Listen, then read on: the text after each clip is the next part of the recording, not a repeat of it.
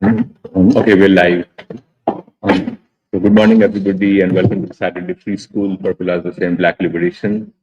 Today, we're going to talk about uh, an artist and sculptor, Elizabeth Catlett, whose exhibition some of us went to last week in DC at the National Gallery of Art. And we're going to discuss the significance of her work and and the moral and revolutionary imperative for artists at this time. So Emily will begin the conversation. Thanks, Shumbartu. So this past Sunday, some of us went to see Elizabeth Catlett's exhibit at the National Gallery of Art in DC, which is part of the large Smithsonian institution that is technically supposed to be the national museums of the country, so they're free, but that also means that the actual making and curating of exhibits is the staff have been hired by the government to be at these institutions. And the reason why we wanted to talk about Elizabeth Catlett is because she's an extraordinary Black artist, but I think the exhibit at the National Gallery of Art did not do a very good job of explaining what makes her extraordinary, but also more importantly, a revolutionary. And these past weeks in free school, we've started to talk a lot about the Du Bois as an originary of a new movement of world thought. And the more I looked into Elizabeth Catlett's life to talk about both what the exhibit talked about her as, and then the more I looked into the details of her life and what made her make art, the more I realized that a big missing piece of actual exhibit is the connection of Elizabeth Catlett to Du Bois and her place in history. And actually, in a lot of ways, you can see someone like Elizabeth Catlett belonging to a generation that's very similar to someone like Duke Ellington, and the way Duke Ellington, what he meant for musicians and what we call jazz, like the birth of a new music, modern music, and how it's basically led by those committed to the Black proletariat, coming from the Black proletarian imaginary. So I just wanted to say, first, talk about Du Bois, because I think Elizabeth Catlett, what she dedicated her life to as an artist, and I'll go into a little bit of her life and what I discovered, because honestly, it's actually too much to just do in one free school. And I'm worried I'm going to bore you guys because I'm really going to go into like a lot of content of her life. But she actually makes concrete something that Du Bois tasks for the 20th century and all the people who come after him, which is, how do you solve the problem of the 20th century when the problem of the 20th century is the color line, or the problem of modernity, which is a humanity-wide problem, not even an American problem, is that of the color line, and the way it shapes and impacts and holds back humanity from marching forward.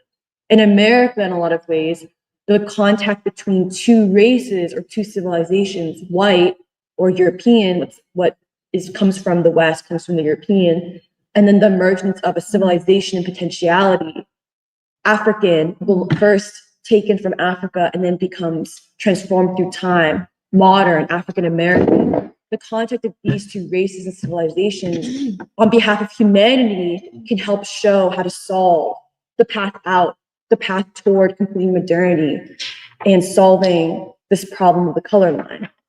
And I want to show how Elizabeth Catlett is part of a generation of artists who, just like Duke Ellington or Mingus in that specific period of the 20th century, was seeking a language through art to make both the color line and its resolution and path forward concrete. And the hope was that if you can express it through art, concrete art, then it can then help shape again human consciousness and advance human consciousness to resolve this problem of modernity. But I want to talk first about the exhibit, because we went to DC. We were excited because I think this exhibit originally was at the Brooklyn Museum last year, and now it's at the National Gallery of Art. It was dedicated, special exhibit dedicated to Elizabeth Catlett. She's honestly most known, the exhibit portrays her like this, and it's also because she's known in the art world as this. And this is how she was kind of taught to someone like Kathy, who studied art history, which is Elizabeth Catlett is portrayed as special because she's a Black woman who went to Mexico, making it seem like that what's special about her is that she's joining Mexicanness and Blackness, kind of these postmodern concepts that are not even totally connected to the real history of either Afro-America or the Mexican struggle and what the Mexican artists were trying to do out of the Mexican Revolution in the 20th century. And so they portray Elizabeth Catlett as being radical because she's not just Black, but one, she's a feminist. So another way of saying she's not just Black, she's a Black feminist. And the second way is by saying she's not just Black, she's also Mexican. She's a hybridity. And postmodernists love this thing of like, what makes her do art is not because she comes out of a deep yearning to free her people and use her gifts and talents and craft to free her people, but rather that she is this like so-called universal that isn't actually grounded in ordinary people, the people, or even the human consciousness and the forward movement of human consciousness that comes from those people. So in the museum, like immediately the way they described Elizabeth Catlett was, Elizabeth Catlett is a feminist, an activist, and something else, sculptor. But they didn't say Black freedom fighter. They didn't say even she's a Black artist. They said she's a feminist. And they lead with that for a reason. When actually, when you look at her life, the moving thing about her life is that she is really extraordinary, but not because she's a feminist. She's extraordinary because she belongs as a woman, part of this generation that's coming after the Harlem Renaissance. She's the generation immediately after the Harlem Renaissance, where you have this, because of the Great Migration north, after the fall of Reconstruction, you have this birth, this whole first generation of ideas in art and music where people are trying to, where basically the African-American people are showing that there's civilization and potentiality. There's debates over what makes us a modern people. Is it that we're African, or is it that we're American and should assimilate towards a modernity that comes from the West? Like this is the time of those debates. And this is where Du Bois becomes so significant because he says, we're not African and we're not Western or white. We have double consciousness. And our task as a people is we synthesize we synthesize the African and we synthesize the American into something that could show something to the world.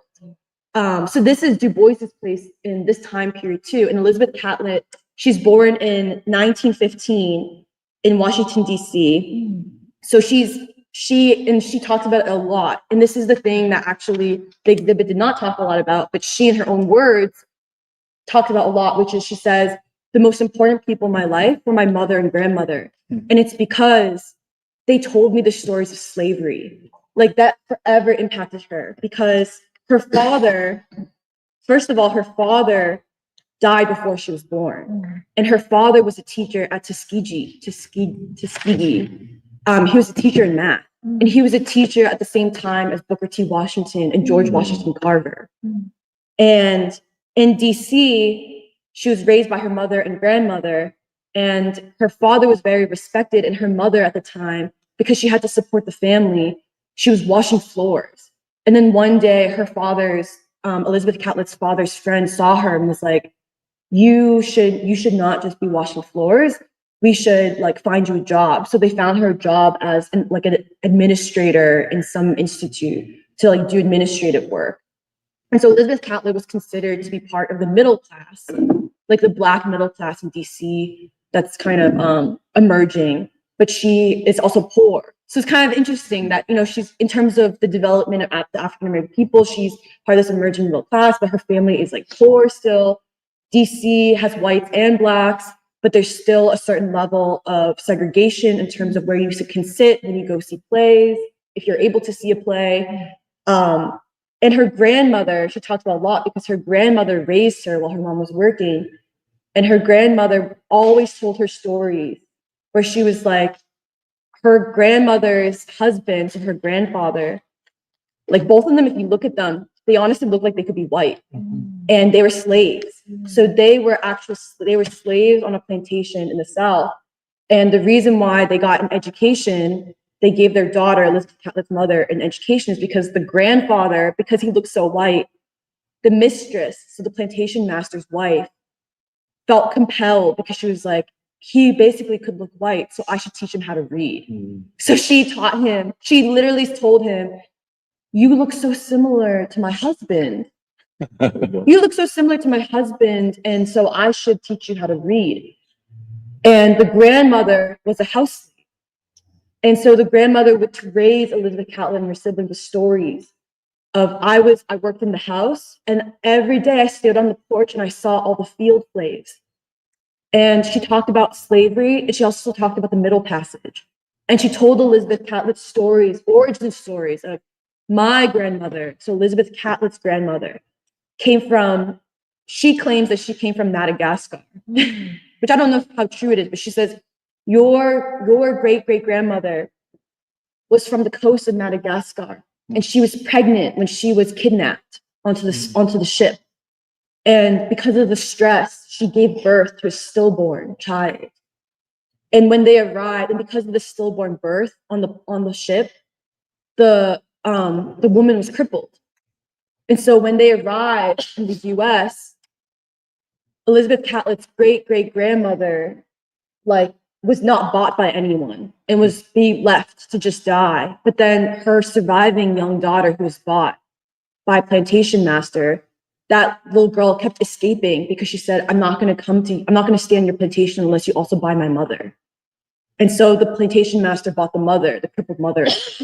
And so Elizabeth Catlett grew up with stories and stories about slavery, about the Middle Passage, this chronology that we are people shaped by an unending struggle for freedom in this country. That is what defines us as not just Black, but Americans. Like, that is our identity in this country. And so she has this consciousness. And actually, so her introduction to art in high school is because her art teacher, who encouraged her, was the descendant of Frederick Douglass. And so there's so many connections in the Black world, a chain unbroken in terms of history, memory, and the people themselves who teach each other and mentor and raise each other. And all of this is influencing young Elizabeth Catlett. And so Haley Douglas, a descendant of Frederick Douglass, encouraged Elizabeth Catlett to do sculpture. So he gave her a piece of soap. And her first piece of art was she took that piece of soap and she fashioned it into an elephant. And she said there's something about taking something that almost could belong to the earth and making it into a figure of what you think. She was like, there's something that really attracted me to sculpture. So that made her want to be an artist. And her mother was so encouraging, and her mother so valued her education that she saved all of her money. And Elizabeth Catlett wanted to go to what's known as Carnegie Mellon in Pittsburgh. But back then it was called the Carnegie Institute of Technology. And they had an art program. And Elizabeth Catlett wanted to go there, so she applied. And even though everyone in her high school laughed because they said they've never accepted a single Black student ever. So what makes you think you'll be different? Her mother said, you should go for it. You should try. Like, I've saved up money. You can go anywhere you want. And so Elizabeth Catlett applied, and she didn't get admitted because they didn't admit Black students. So instead, she was disappointed, and her mother said, you're going to go somewhere even better, which is you're going to go to Howard. We'll send you to Howard, and you're going to get an excellent art education there. So this is when Elizabeth Catlett goes to Howard University, so in her hometown of DC. And this is the time at which Howard has Alain Locke, known as the writer of, this big public intellectual writer of the New Negro. He's part of these debates with Du Bois, people like Du Bois, over what does it mean for African Americans to be a modern people? What should our art look like? What should our aesthetic look like? What should beauty look like?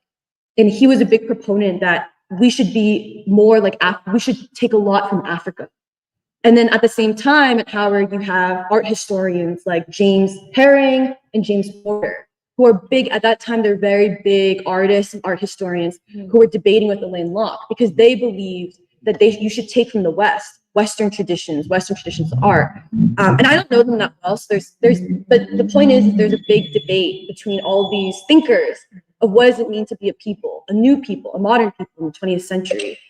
So Elizabeth Catlett is going to school and being trained by all these ideas.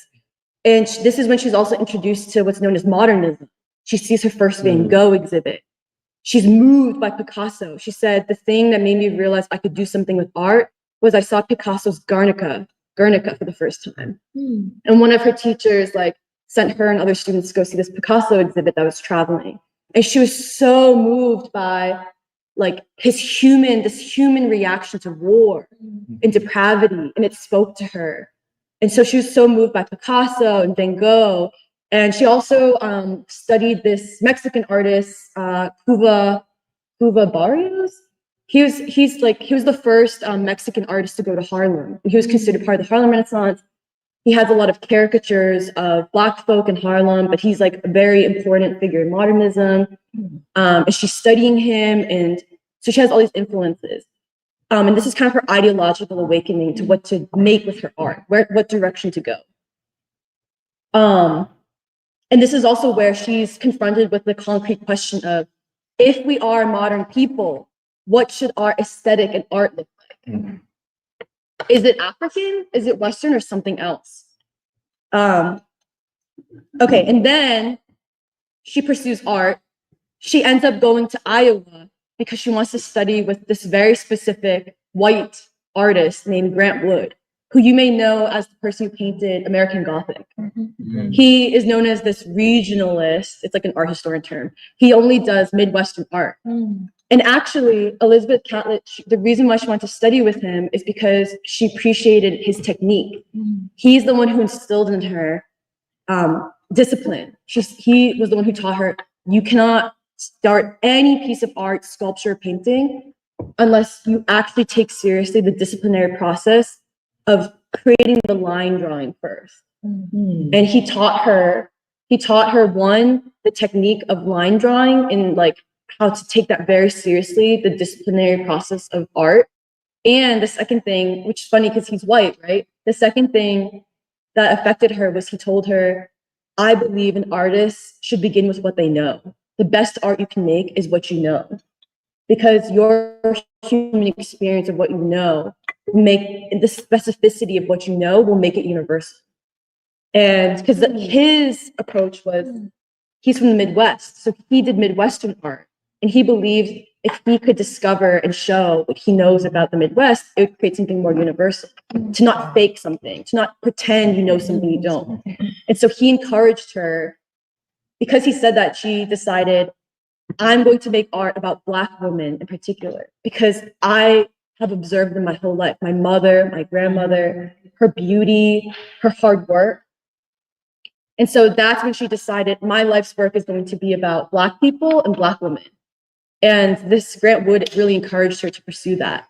So, she goes to Howard, and then from Western teachers, from white teachers, she learns technique. In some ways, they encourage her to pursue African-American art. She also ends up continuing to develop her questions of, is there a value in studying Black folk and making art about Black folk that communicates a universal language or message? These questions of what is modern, what makes us modern, what does it mean to make modern art as a Black person in America at this time? Okay, and this is when things get really cool, which is, this is her art training. Then she ends up moving to Chicago. She spends time in Chicago. This is where she meets, this is the time period, again, in her generation, this is where she meets Margaret Burroughs, who becomes a really close friend of hers, and who we know because she was a big part of the South Side Community Arts Center. So in Chicago, there's something called the Chicago Renaissance. A generation of young Black artists, poets, thinkers, who are taking forward this question of, what does modern art as Black folk look like? What does modern art by Black folk on behalf of America look like? And so she meets Margaret Burroughs, Alexander Carter, Huey Lee Smith, Archibald Motley Jr., and most importantly, Charles White, who becomes her husband. And she says, she was like, when I met Charles White, we fell in love because we were so theoretically on the same page. And she says that we're theoretically, like, in terms of their goals in life and what they were working on and how it translates into their art. And actually, if you look at their art at the time, it looks very similar. They exaggerate arms and hands to show the strength of the worker. And they show a lot of dignity and strength in the women and men that they paint and draw. And they exaggerate the eyebrows and the sternness of the eyebrows and how determined the Black proletariat is. There's a lot of similarities in their art. And also, importantly, this is also the time period where the artists in Chicago are all associated or involved in the Communist Party of the United States, the Communist Party, CPUSA. And Charles White and Margaret Burroughs are both members, and they tried to get her joined. And she said she didn't join, but we don't know how much she was just scared to admit it, because this was the time of the Cold War afterwards. But Charles White, when asked about the Communist Party, he said, at that time, there was no question, because it was all the same. If you were interested in freedom, you were in the Communist Party. Because this was the time where white and Black folk are all joining, looking for ways. It feels like a new world is possible. And if you were interested in a new society, you were in the Communist Party. It wasn't weird, it wasn't taboo. And so their art is also shaped by these ideas that also connected them to the world, the Soviet Union, the anti-colonial movement, world of the people who are conscious of there can be a new world, but what is the path? What is the path to peace? What is the path to democracy? So Charles White and Elizabeth Catlett then moved to Harlem, where they joined the Harlem Community Art Center. And this is where they meet Augusta Savage, Charles Alston, Ernest Critchlow, Aaron Douglas, Jacob Lawrence, Norman Lewis, and then later down the line, Romare Bearden. So, these worlds, like peers in thought, peers as revolutionary, peers in art. And this is also where Elizabeth Catlett, she says specifically in Harlem is where she discovered what she calls the people. And it's because, okay, this is a side note, but she's married to Charles White. He asked her to be the chair of what's called the Russian Relief Fund, which is a communist party. I think it was part of the Communist Party. World War II. Yeah, this is during World War II, and it's to support the Soviet armies helping in World War II, defeating Nazism. And so Elizabeth Catlett is the chair of the Russian Relief Fund, which I think is kind of funny because, like, they didn't mention it in the exhibit. They don't mention any of the politics. They don't mention any of the Communist Party USA. They don't mention any of her relationship to the intellectual questions of the time for humanity, or even in the US. And this is where she spends a lot of time in Harlem and makes art, but most importantly, she teaches it at it's called the Carver School. And that's where working people would take classes, both practical classes, like making a dress, doing accountant work, but also learning philosophy. And it was crazy because basically at the school, they would bring in, like, literally, I don't even know his name, some European composer to come teach, be like, oh, listen to like my 5-part movement of this like operatic piece. And you would have working class people listening. And Elizabeth Catlett was like, this composer was like, hey, we already listened to 2 movements and we have 2 movements left. Maybe we should take a break. Dvorak. Oh, okay. Dvorak. And then Dvorak. And then one woman was like, we don't want to take a break. Like, I don't want to take a break because I want to listen to the movement together. So I'm down to sit here for another 2 hours if you guys are all down to sit here. And everyone was like, yeah, we're down to sit here for another 2 hours and then talk about it. And it was a time where the belief that ordinary people are an important, integral part of the forward advancement of human consciousness. And then Elizabeth Catlett has this quote where she says, the Carver School played a huge part of her life. She said, everybody I met there was so hungry for culture, for art, for music, for dance, for theater. And I felt that these were the people whom I wanted to address in my works. And she says, the Carver School gave me a basis for what I wanted to do. I didn't know really what I wanted to do in art. I always had a superior feeling to these people. I felt superior to my own grandmother, who had been a house slave. I thought that she should have been a field slave. And I felt superior to my own grandmother who sewed sacks at the post office in Washington because she had never gone to school. She was a slave also as a little girl. And when they brought her to Washington, her uncle had somebody teach her to read and write. She didn't know her parents' whereabouts and got her a job. I learned that I wasn't superior to them, but that they knew how to live and I didn't. That they had certain necessities and a certain wisdom that I hadn't realized. So I went in to teach them. And as I said, as we sewed or as we modeled, we talked. And they talked about their lives and what was important to them. I found out why they dressed so drably, because it was easier to have navy blue or brown or black that didn't show dirt so much. I found out why some people smelled bad, because they didn't have bathrooms or they shared them with somebody. I was ignorant about all these things, and I was ashamed of myself for looking down on these people when it was my ignorance that was looking down on them. It didn't make me want to live like them, but it made me understand them. My grandfather looked like his father, who was his master. And so the master's northern wife taught my grandfather to read and write, which is why he could get a job on the railroads after emancipation and earn enough money to buy a farm. And because he had learned to read and write, and it was so important to him, he sent his children to school. And I realized that I had a debt that I hadn't paid. Yeah, I love that part. She's like, I realized I had a debt that I hadn't paid. I didn't realize it as such at the time, but I felt it, that I'd had privileges that they hadn't had. And it didn't make me superior, it made me luckier. These were some of the things I learned. And then this is also the time where she also talks about the impact of Du Bois. She says, once Dr. Du Bois said, if you take one step backward, you never stop running. So I decided not to take that one step backward. And where rights for Black people were concerned, I was always very active, whether there were communists involved or not. I'm interested in socialism. I've been to Cuba, I've been to Czechoslovakia, and I've been to East Germany. And I have thought that in all three countries, there was much more democracy, as far as I could see, than in the United States or in Mexico either. And so this is a quote from later in her life, but I wanted to read it because this is in Harlem, and at this time, Du Bois is that ever-present person shaping young people to become revolutionaries, to make art, not because you just want to make art, but make art because there's a purpose. It's a purpose that connects you to a struggle for freedom. It allows you to fulfill a debt, the debt of all the people before you.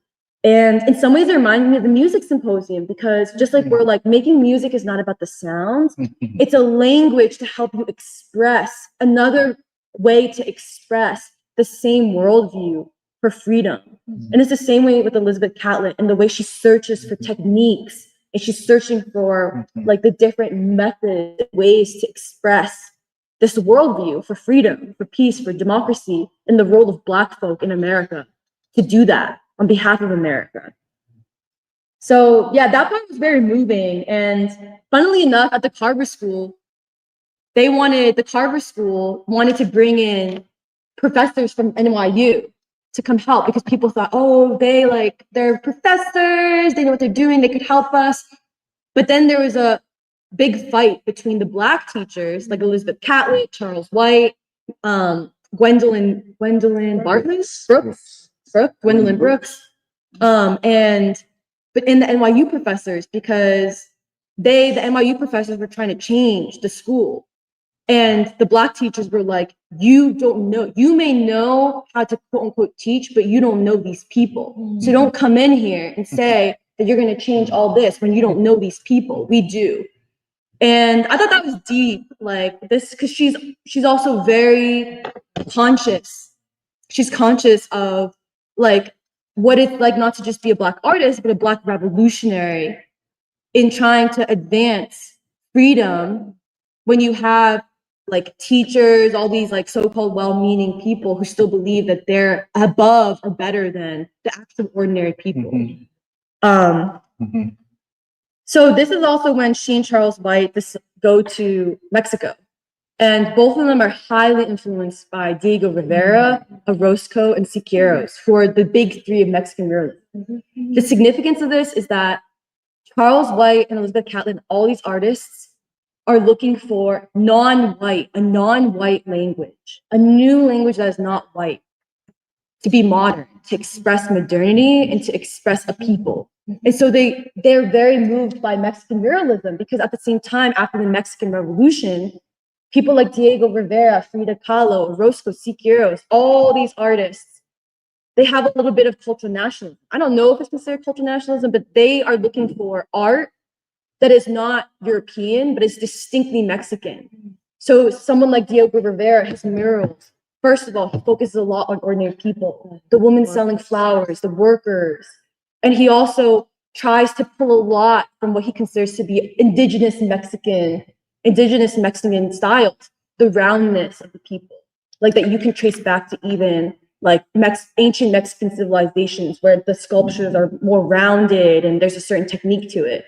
And so Charles White and Elizabeth Catlett are really excited by that because they're trying to drink from the knowledge from the fountain of knowledge anywhere they can find. And for them, they're just so excited at these Mexican muralists who they feel like are giving them more to learn from to help them express modernity, express what they're trying to say.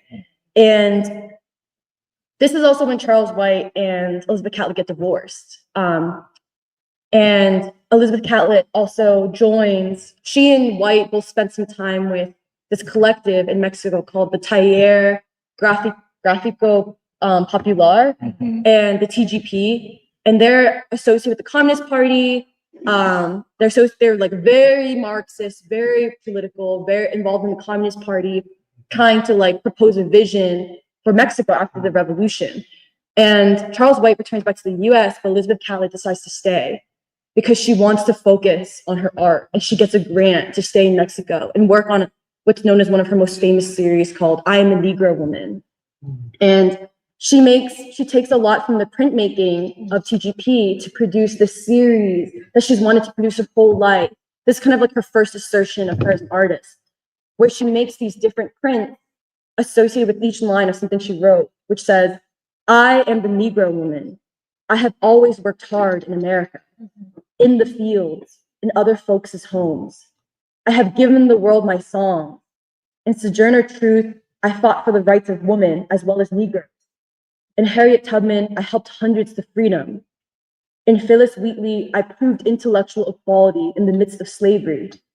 My role has been important in the struggle to organize the unorganized. I have studied in ever-increasing numbers. My reward has been bars between me and the rest of the land. I have special reservations. And this is the shows that the buses are segregated, that she has a separate reservation on the bus than the white people. I have special reservations, special houses, and a special fear for my loved ones. My right is a future of equality with other Americans. And for each line, she has a print showing almost this revolutionary chronology, the anti-slavery struggle in America and the role of the woman, the Black woman, in the anti-slavery struggle. And it's very beautiful. And so the exhibit showed that. So this is when she's at TGP. She also produces some of her best known work, such as Sharecropper, which shows this woman sharecropper in the South with a big brimmed hat, looking both tired but very dignified and strong and resilient and determined, with a shirt that's held together, not with a button, but a safety pin.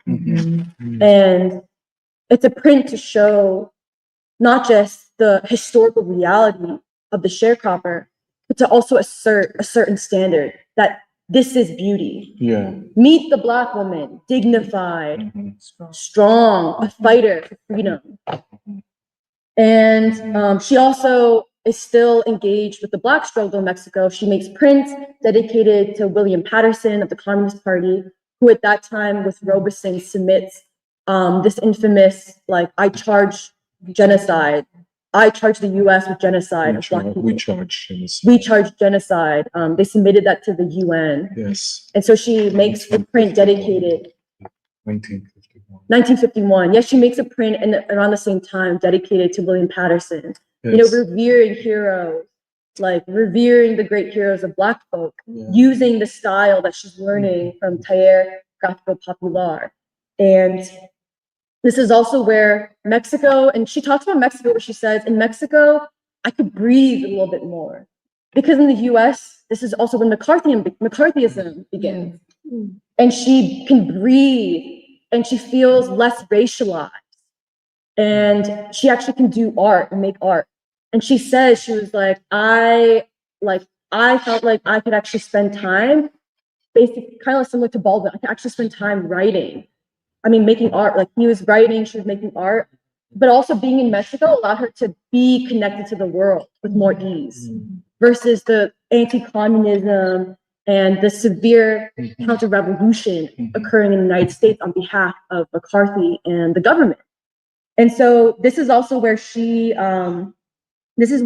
sent on behalf of Mexico to Cuba as part of the women's delegation. She goes to Cuba, she goes to China, and she goes to the Soviet Union and many places that like aren't even well documented in any of the books I read. But they have photos. Like she like meets a village painter in China, and she works the fields, the sugar fields in Cuba.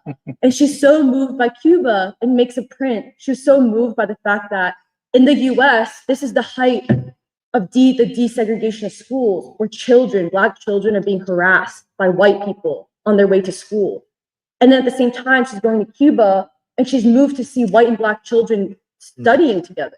And so she makes a print dedicated to and she calls it the integration of Cuba, or the integrated education of Cuba, showing that white and Black doesn't matter in Cuba because of the revolution, that there is a possibility of a different democracy, a new ideal, a different society. And she says, she's quoted as saying, "If I'd been in the US, I would have been in Mississippi. But since I was in Mexico, I had to express my support for my work." And this is also the time where I think, I'm not the most familiar with Mexican history, but this is also the time when the Mexican government becomes more rightist, conservative. And so one night, she's married to her second husband, Francisco Mora, who's part of TGP2. He's also an artist. She's kidnapped one night by the Mexican government because on behalf of like being seen as like communist, her association with the TGP, and she's held for 2 days. And she was so scared by that experience that she decides to become a Mexican citizen, because as a Mexican citizen, she wouldn't be able to be arrested so easily. But that also gave the U.S. grounds to ban her from entering the U.S. So from the 1960s onward, she's not allowed back into the U.S. until I think the late 70s or 80s. Wow. And she was denied a visa to even visit her dying mother, who's still in D.C. So she becomes a Mexican citizen. And while she's in Mexico, I think this is deep, but this is her as a revolutionary. She's like, while in Mexico, she tries to get close to the poor, the Mexican people. While she's in Mexico, she wants to do studies of the poor in Mexico. She gives herself to the country while she's there. And so this is where she has a lot of prints showing the different issues of a society that's still struggling to move past feudalism into modernity. Things like children raising other children. Like she does prints of children raising other children, stuff that translates to the world. You could find that in India. You could find that in China before the revolution. You can find that in Gaza today, right now. And you can find it in Afro-America. Children who are children, but raising their little siblings. She would do prints showing the poor, a shoe shiner. And she probably connected it to the people, her own people in America, who she could not see, but she could see and love the Mexican people because she loved her own people. And so she while she's in Mexico, she gives herself to studying and being closer to the Mexican people. She's also connected to the world anti-colonial movement, the world movement for peace and democracy. And it's easier for her to be part of it because she's in Mexico. And then at the same time, like her work with Mexican artists, although the TGP falls apart because of political differences, like internal divisions of the Communist Party in Mexico, her work in Mexico is very respected and revered because in a lot of ways, I think because she could see and love the Mexican people, they also had a method through her to not just love her and Afro-Americans and get to know Afro-Americans, but also be able to see and love themselves too, as a non-white people. And I think that is Elizabeth Catlett's contribution to Mexico as well.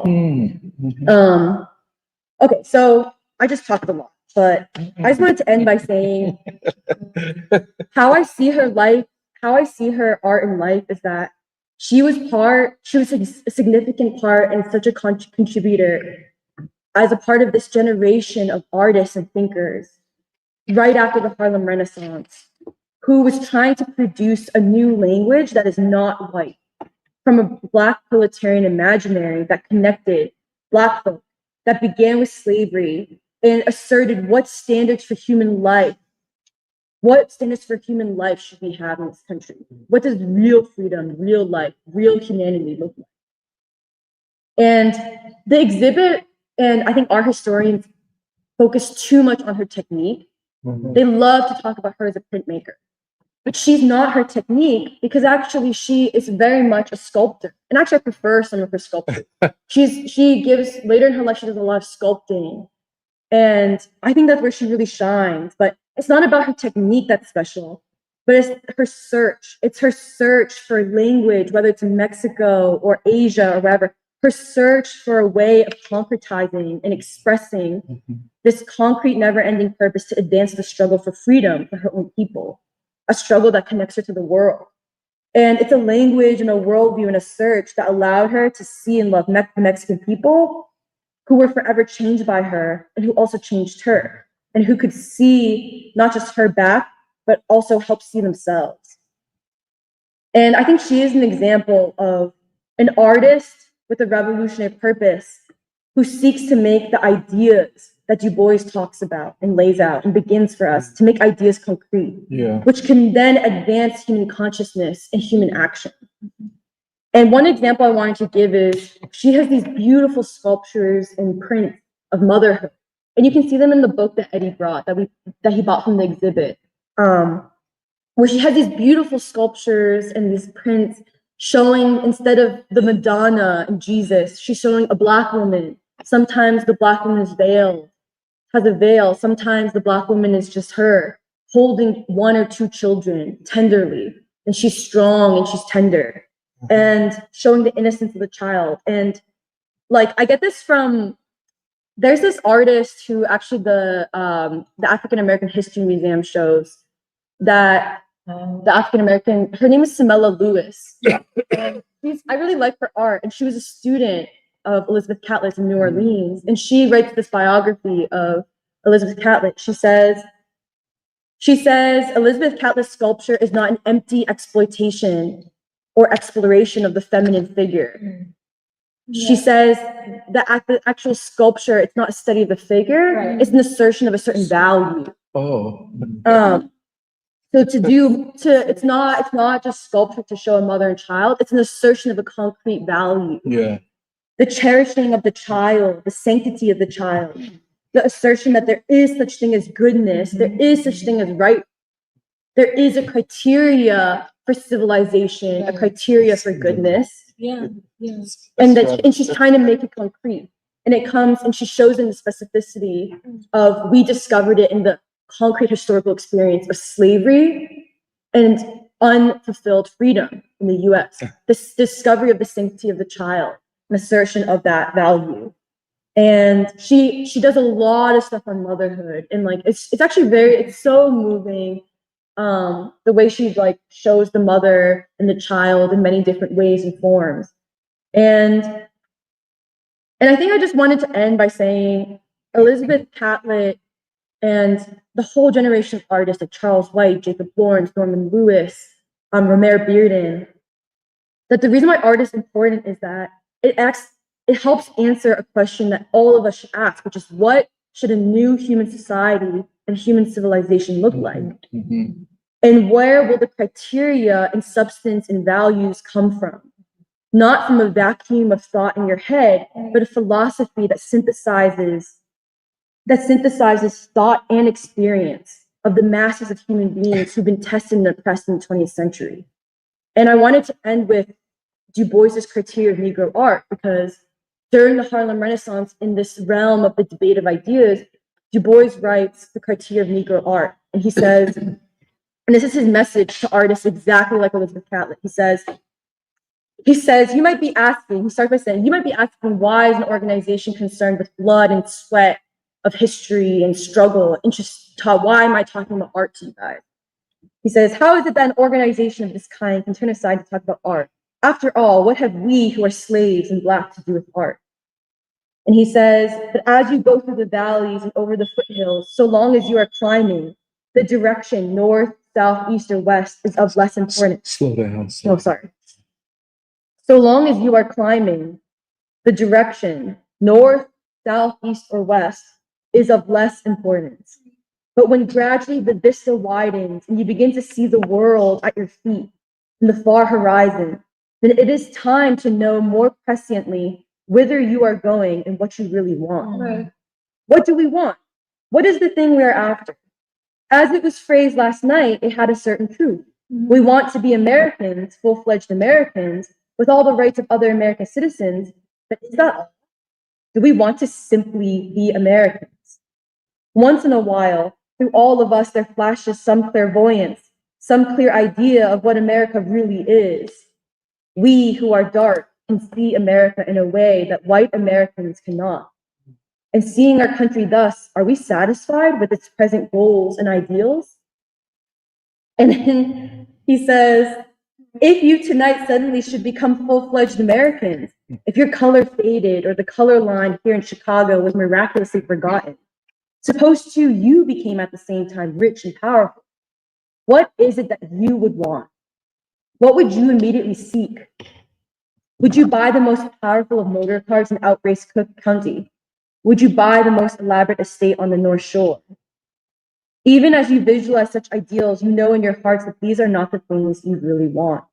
You realize this sooner than the average white American, because pushed aside as we have in America, there has come to us not only a certain distaste for the tawdry and flamboyant, but a vision of what the world could be if it were really a beautiful world.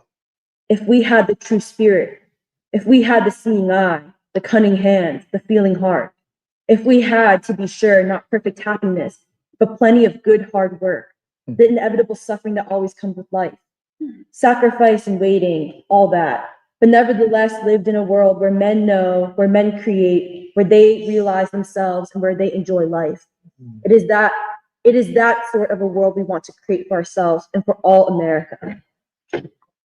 And then just the last part, he says, thus, it is the bounden duty of Black America to begin this great work of the creation of beauty, of the preservation of beauty, of the realization of beauty. And we must use in this work all the methods that men have used before. And what have been the roots of the artist in times gone by? First of all, he has used the truth, not for the sake of truth, not as a scientist seeking truth, but as one upon whom truth eternally thrusts itself as the highest handmaid of imagination, as the one great vehicle of universal understanding. Again, artists have used goodness in all its aspects of justice, honor, and right, not for sake of an ethical sanction, but as the one true method of gaining sympathy in human interest. The apostle of beauty thus becomes the apostle of truth and right, not by choice, but by inner and outer compulsion. Free he is, but his freedom is ever bounded by truth and justice. And slavery only dogs him when he's denied the right to tell the truth or recognize an ideal of justice. Thus, all art is propaganda, and ever must be, despite the wailing of the purists. I stand in utter shamelessness and say that whatever art I have for writing has been used always for propaganda, for gaining the right of Black folk to love and enjoy. I do not care a damn for any art that is not used for propaganda. Yeah, and so I thought that was a nice end because I think that describes Elizabeth Catlett's life and her motive and explains why she did what she did, and even when she was in Mexico, why she wanted to drink from the fountain of knowledge.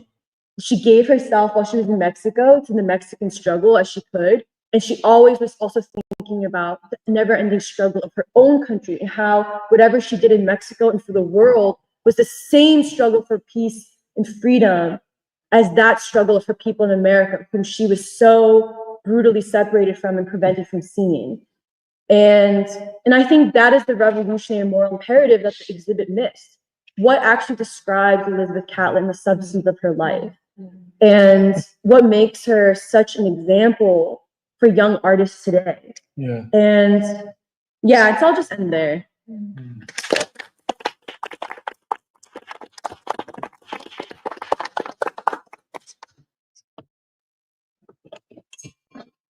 What? Oh, sorry. Excited.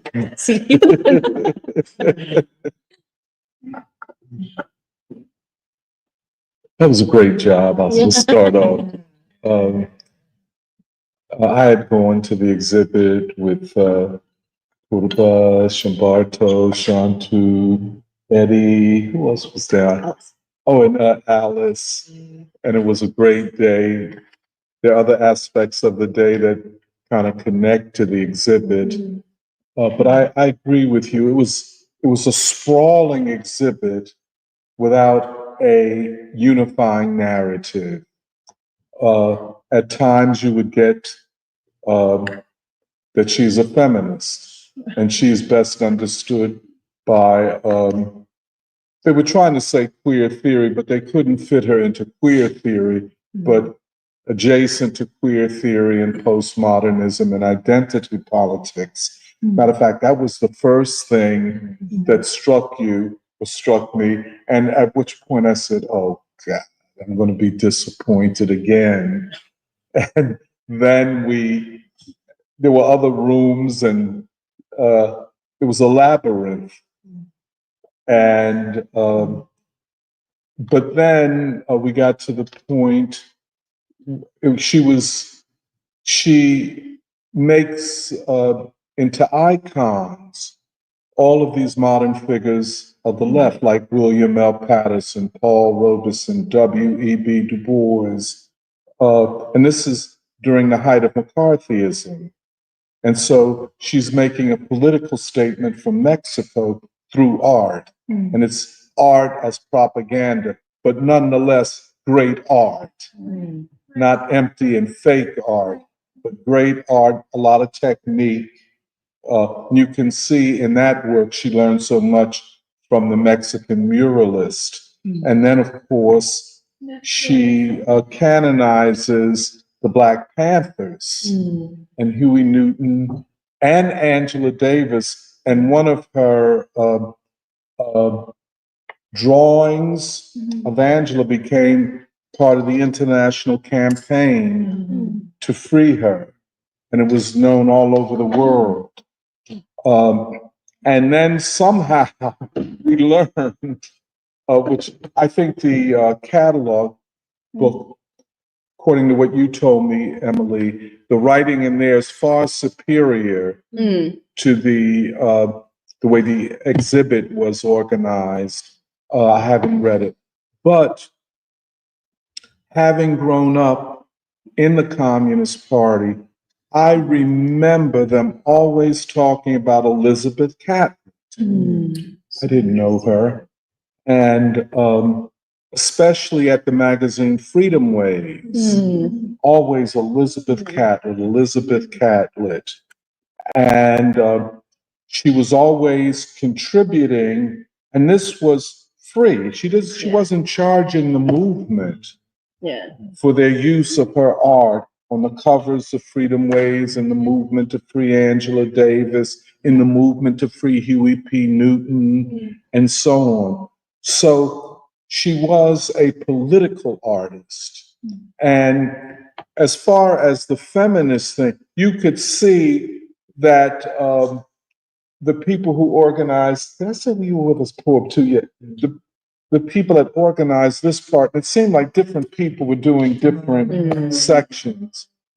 But the people who did this were trying to fit her into a box that she couldn't be fitted into. She didn't, and they were talking about not women's rights, because they were conflating Catlett's consciousness of the inevitable fight of women for freedom to the fight of Black folk for freedom and to the world for freedom. But they were this kind of narrow identity politics. And you know, once you read what was said under this piece, you said, well, I don't quite get that, what you're saying. Out of this piece of work, you know. So you could see somebody was trying to fit her into something that was not her, to capture her for another ideological movement. But then you could also see that it was becoming difficult for them to sustain that narrative because, one, you could have her words, and two, you knew she was in Mexico. She was with the Mexican left in the Communist Party. And that from there, and this is the period of McCarthyism where most people couldn't travel to Bandung and all of that. She went out to the world. And it's no small matter to have gone to the Soviet Union at the height of McCarthyism and to express solidarity with the Soviet Union, solidarity with the Congolese movement, with the African liberation movement, with the Vietnam movement, with the Vietnamese People's freedom from American militarism and such and so forth. And then it comes together. Oh, she's always on the right side of history. She's always in the right place at the right time. Is this just happenstance or is this ideology and politics? Well, it's obviously that. And to trivialize her by taking away the passion of her politics and her associations, it is not easy. If you're a careerist artist, you don't become a friend of Margaret Burroughs and her husband, Charlie Burroughs. I'll throw his name in there too. Or you don't become a friend of Esther and James Jackson. You don't become a friend of William Patterson. You distance yourself from them. But she embraces them. Oh, I'm sorry. Oh, no, I want to add in actually, she even said when she comes back to the US, finally let back in to give a speech, she was disappointed because in the 70s, when she comes back, a lot of her friends she knew from before she left didn't want to associate with her. And it was because of anti-communism. That's right. That's right. And that's what Baldwin talks about in the book of essays, No Name in the Street. Right. He talks about that. Right. And and the cowardice of the liberals. And this word, and this is what Du Bois in the Criterion of Negro Art, he says, be courageous. If you're going to be an artist, you must have courage. You know what I'm saying? The other thing is, she was not, see, a lot of people think art is propaganda means art is dogmatism. Right. There is a difference. Maybe I'll explain that later. A lot of people, political art, it's a statement of a dogmatic position. And of course, the liberal bourgeoisie who wants to define the aesthetic universe, the aesthetic realm, says that any artist that is not into it for art's sake. I'm painting so that the bourgeois critics at some college or university who don't know they're behind from a hole in the ground and couldn't paint their way out of a paper bag. Yeah, I'm painting so that they could give me a good review in the New York Times. Catlett said, no, that's not what I'm doing. You know what I'm saying? And we don't know how much she was influenced because there was a popular art movement in East Germany and Czechoslovakia and the Soviet Union after World War II.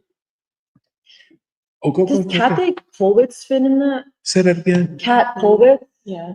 I don't know that. Yeah, because she was that name kept coming up. She was a huge influence on both the Mexicans and Charles White and like the Chicago community. She was also a printmaker, and I'm pretty sure she's German, and I think she might be from the communist side. Okay, Germany. yes. Can you say the name again? Kat Kollwitz, Kathekoll.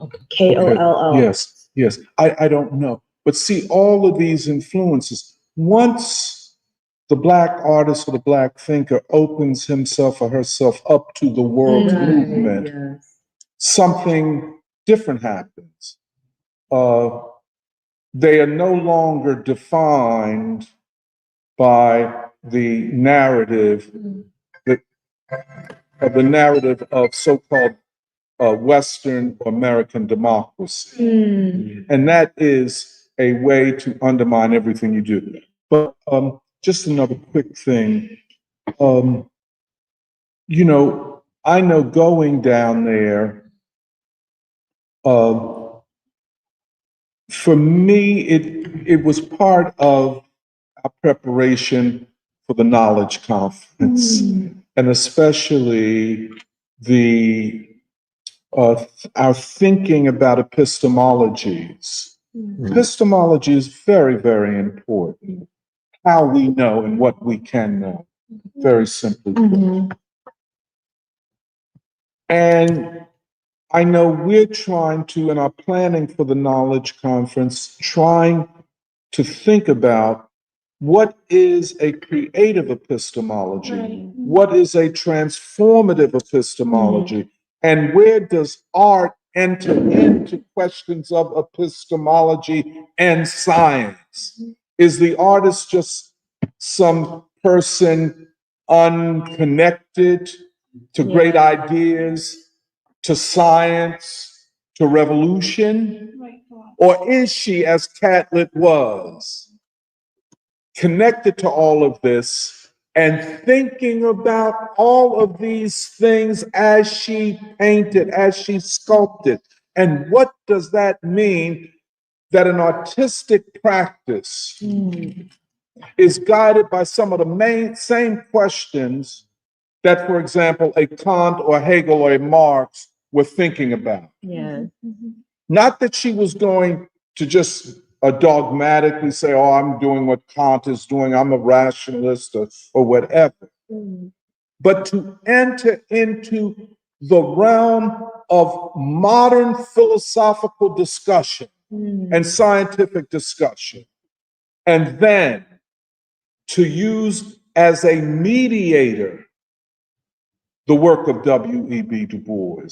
One thing about I don't care whether it's Charles White, Jacob Lawrence, Romer, any of them, they defer or they reference Du Bois.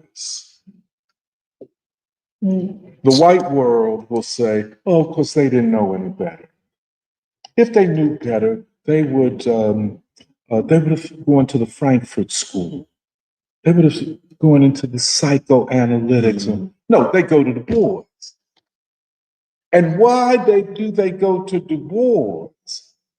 As they seek to reconfigure modernity. Why?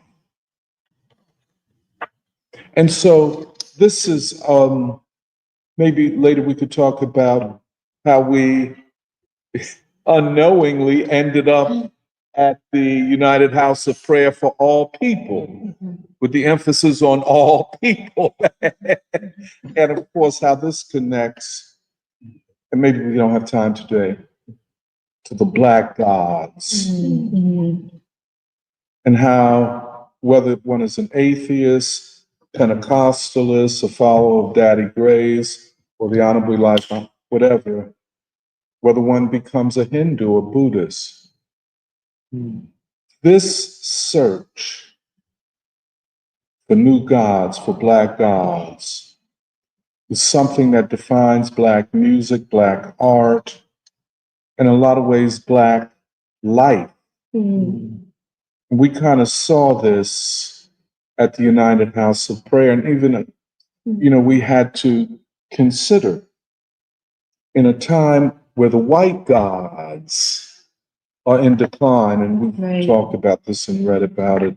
All of the mainline religions, white denominations are in decline. You go to a Catholic church, this great cathedral with 3 people praying. We can't even put together enough people to have a choir, or altar boys.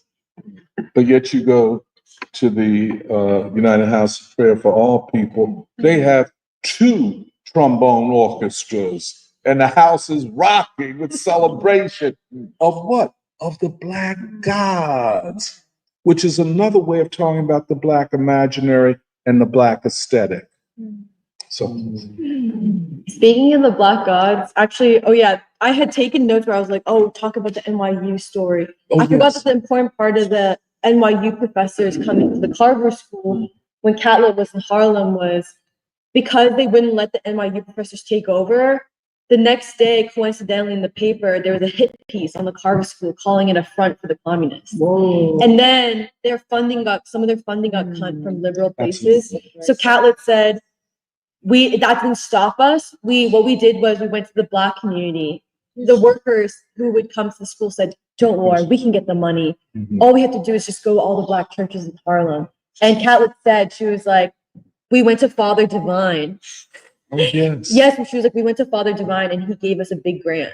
Yeah, so that's a connection to the Black. This is very important. If I could just, if I could just make this point, and I knew exactly what was going on there. I knew that the NYU professors were leftist professors who wanted to change. See, one of the things, and we'll talk about this later.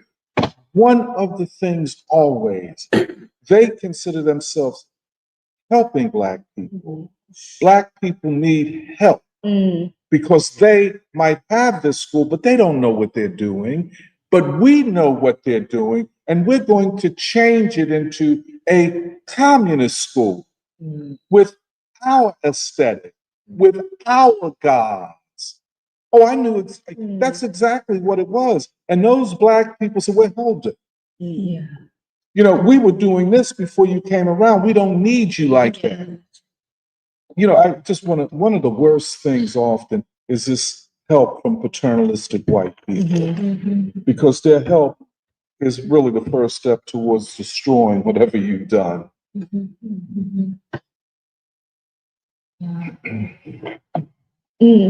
Have a question? Is that okay? The question time? Huh? Is it question time?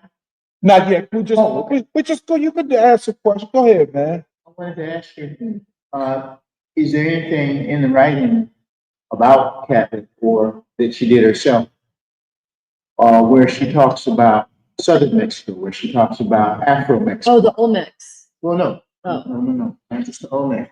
Now, I'm talking about Mexicans of Yucatan, Mexicans of obvious West African descent. Of course, strictly from a genetic point of view, most of the African blood in Mexico is dispersed throughout the population, but there are distinct Afro-Mexican communities, and there are monuments to Yanga, who led a revolt in Mexico. This Catholic talk. Yeah, she does. And this is her, shows that she's not just confined by artists, what we today would say artists who just does art, that's it. But her as a thinker and a revolutionary, where when she was in Mexico, she became really interested in not just what she was seeing around her, but she became really interested in specifically West evidence of West Africans in Mexico. And the interesting thing is the reason why she became interested in it in Mexico is also because she transitions from prints to basically only sculpting. And actually the quote I didn't read, I should have, was that I really like the way that Simela Lewis, that biographer, talked about her sculpture, where I do think her sculpture is very beautiful because she combines not just what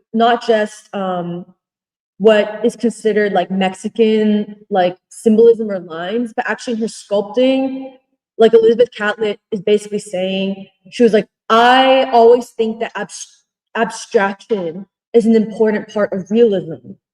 To make a symbol concrete requires abstraction. Can I say something? I think, not to take away from what you're saying, I know what he's getting at. He's talking about the evidence of pyramids. No, No, not just, okay. If I'm wrong, that's okay. But okay. I'm talking about the actual Afro-Mexican communities. Yeah, she studied that. Literature. Yeah, I'm sorry. On Afro-Mexico. The first president of Mexico, most certainly in South Carolina, would have been Black. He was mixed Indian, African, and European. He'd been a soldier in the Mexican army. And there are distinct Afro-Mexican communities on the Yucatan in the South. It gets darker down there, in quotes. The point is that there are even monuments. If you look up Yanga, you will see he's celebrating that part of Mexico. They had a slavery vote. I wanted to know to what degree Catlett tried to connect or was interested in or knew about that. I think she knew about the diaspora. But the way, Afro-Mexican. that's all. I don't know about that.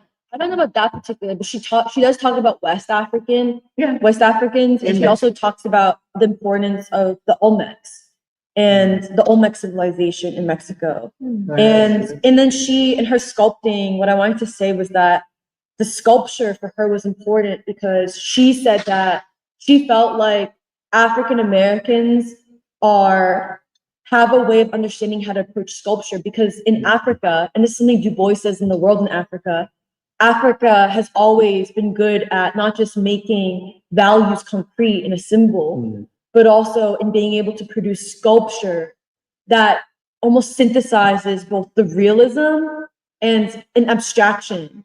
And I actually thought it was kind of beautiful because Simela Lewis has a way of describing it where she was like, through her sculpture, that's where Elizabeth Catlett's synthesis of the traditions of the West and the traditions of the African and the Asiatic really becomes concrete. And actually, I do think you can see it in her sculptures. So yeah, there's something really beautiful about it. But I actually think her papers are very private. Her papers are still held by her family. So I didn't see any specific writings, but like the biography talked about her studies on the Black diaspora in Mexico, or basically she was interested in civilization. And this is not totally related, but she was even interested in like for some reason, a lot of Black Muslims would visit her in Mexico. Yeah, including from the Nation of Islam. And so she was just very interested in basically civilization and a new modern aesthetic that is not white. And African Americans is basically civilization and potentiality. And I also think she saw the way it could translate to Mexico too. I think she felt like it was a language that the world's people was developing. What does a new world look like that is not white? And then what do the aesthetics? Chris, I really appreciated the way you described how it felt to see some of her work, and especially sculptures, because I find it hard to find the words to say how I feel when I look at art and sculpture, but that was really deep, and I think related to what Shamarka and you were just going back and forth.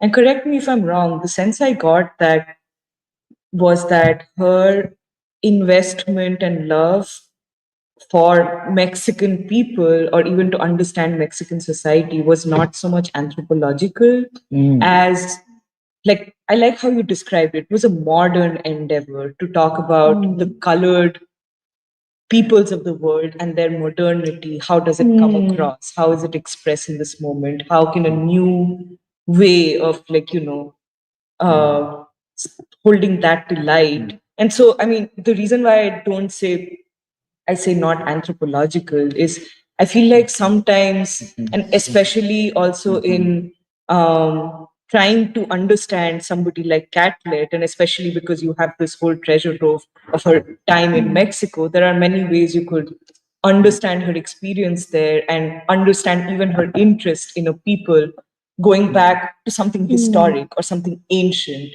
But I feel like the impetus for her art came from something modern and urgent in the now. In the context of all these movements going around, like, okay, she didn't become a communist, but the world communist movement, but then also what she got from the Harlem Renaissance, so the Black freedom struggle and so on.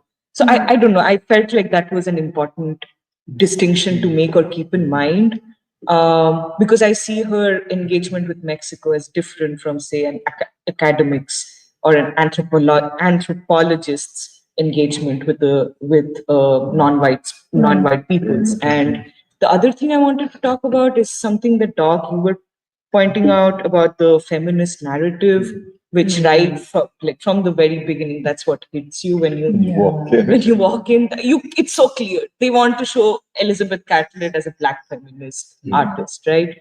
And I agree with what you said, Doc. They could not quite do it, And for this and some other reasons, I think Baldwin was invoked for me a lot in this exhibition also. Just like Emily, you said, how Baldwin also had to go to Paris to be able to write, to be free from that constant tussle between rage and responsibility here, which made him feel like he couldn't write. And I'm not entirely sure what made Catlett go to Mexico, or whether it was to go away from America or to go to Mexico. But I feel like there's those similarities, but also the other obvious similarities, how they try to make Baldwin also into a queer artist. And what it made me realize is, and I think it's not something that we haven't talked about before, but it's getting more and more concrete for me.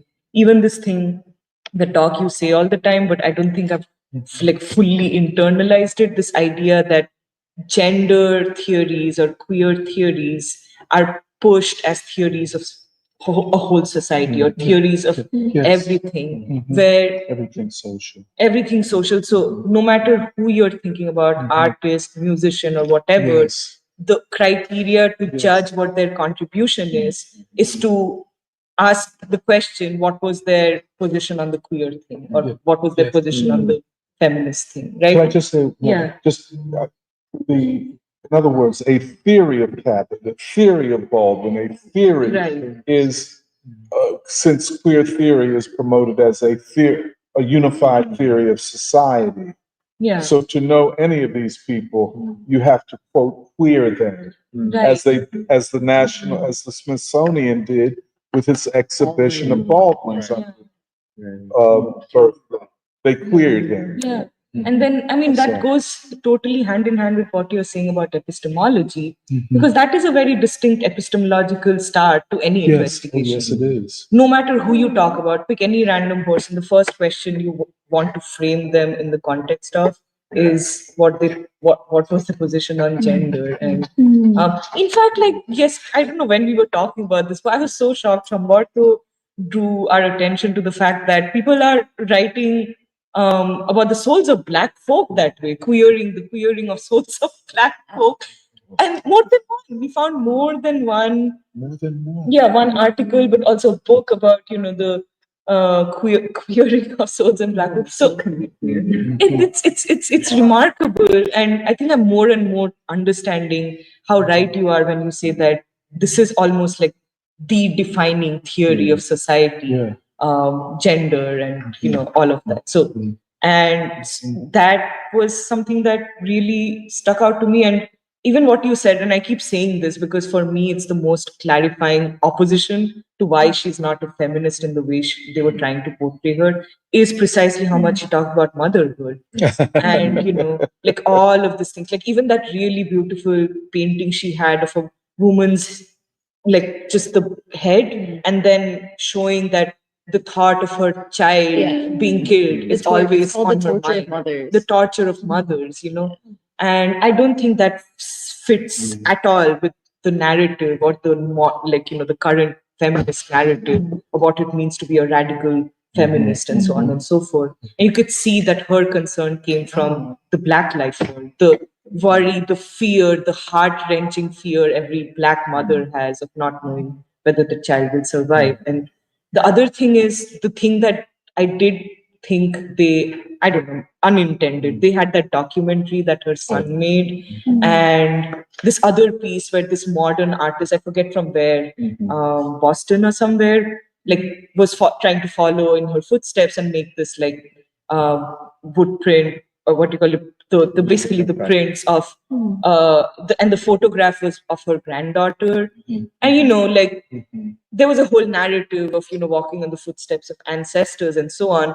But then there was a shorter documentary which showed this artist, who's, again, I forget from where, I forget her name, but she goes to Mexico to talk to some of the people, I guess in the TGP, who Elizabeth Catlett worked with, just to be like, like I just want to like manifest her spirit. You know how people talk.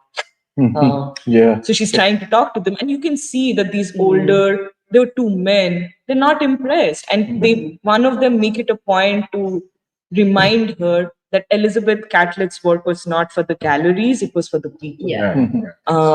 And it's sort of like a damper on the sort of the way they try to portray this artist as this upcoming young person willing to take on this inheritance and so on. But then she had to be reminded that the inheritance is not to know how to make a wood print in her style, but the inheritance is that dedication to the people.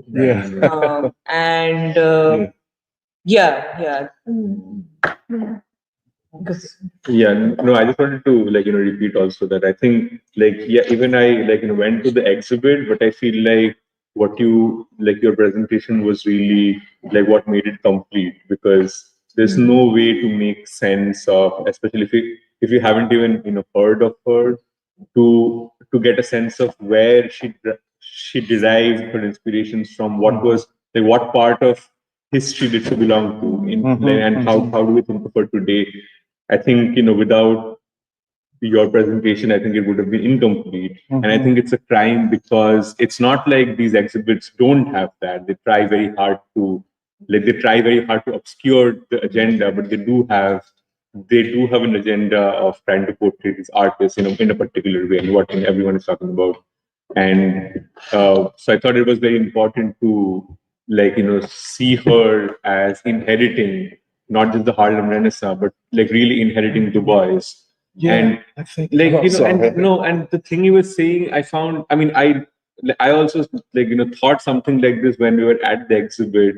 The fact that you're talking about her and modern art and the questions of modernity that she was faced with, and the art movement of modernism and so on. I remember where in the the section where she had most of the sculptures with the mother and child and so on, she also had a few which looked to me very similar to Picasso, and I was very surprised, what's going on. But then sort of to see her as a part of this movement of ideas, which really belong to humanity today. It's very important. I think it was it clarifies that these are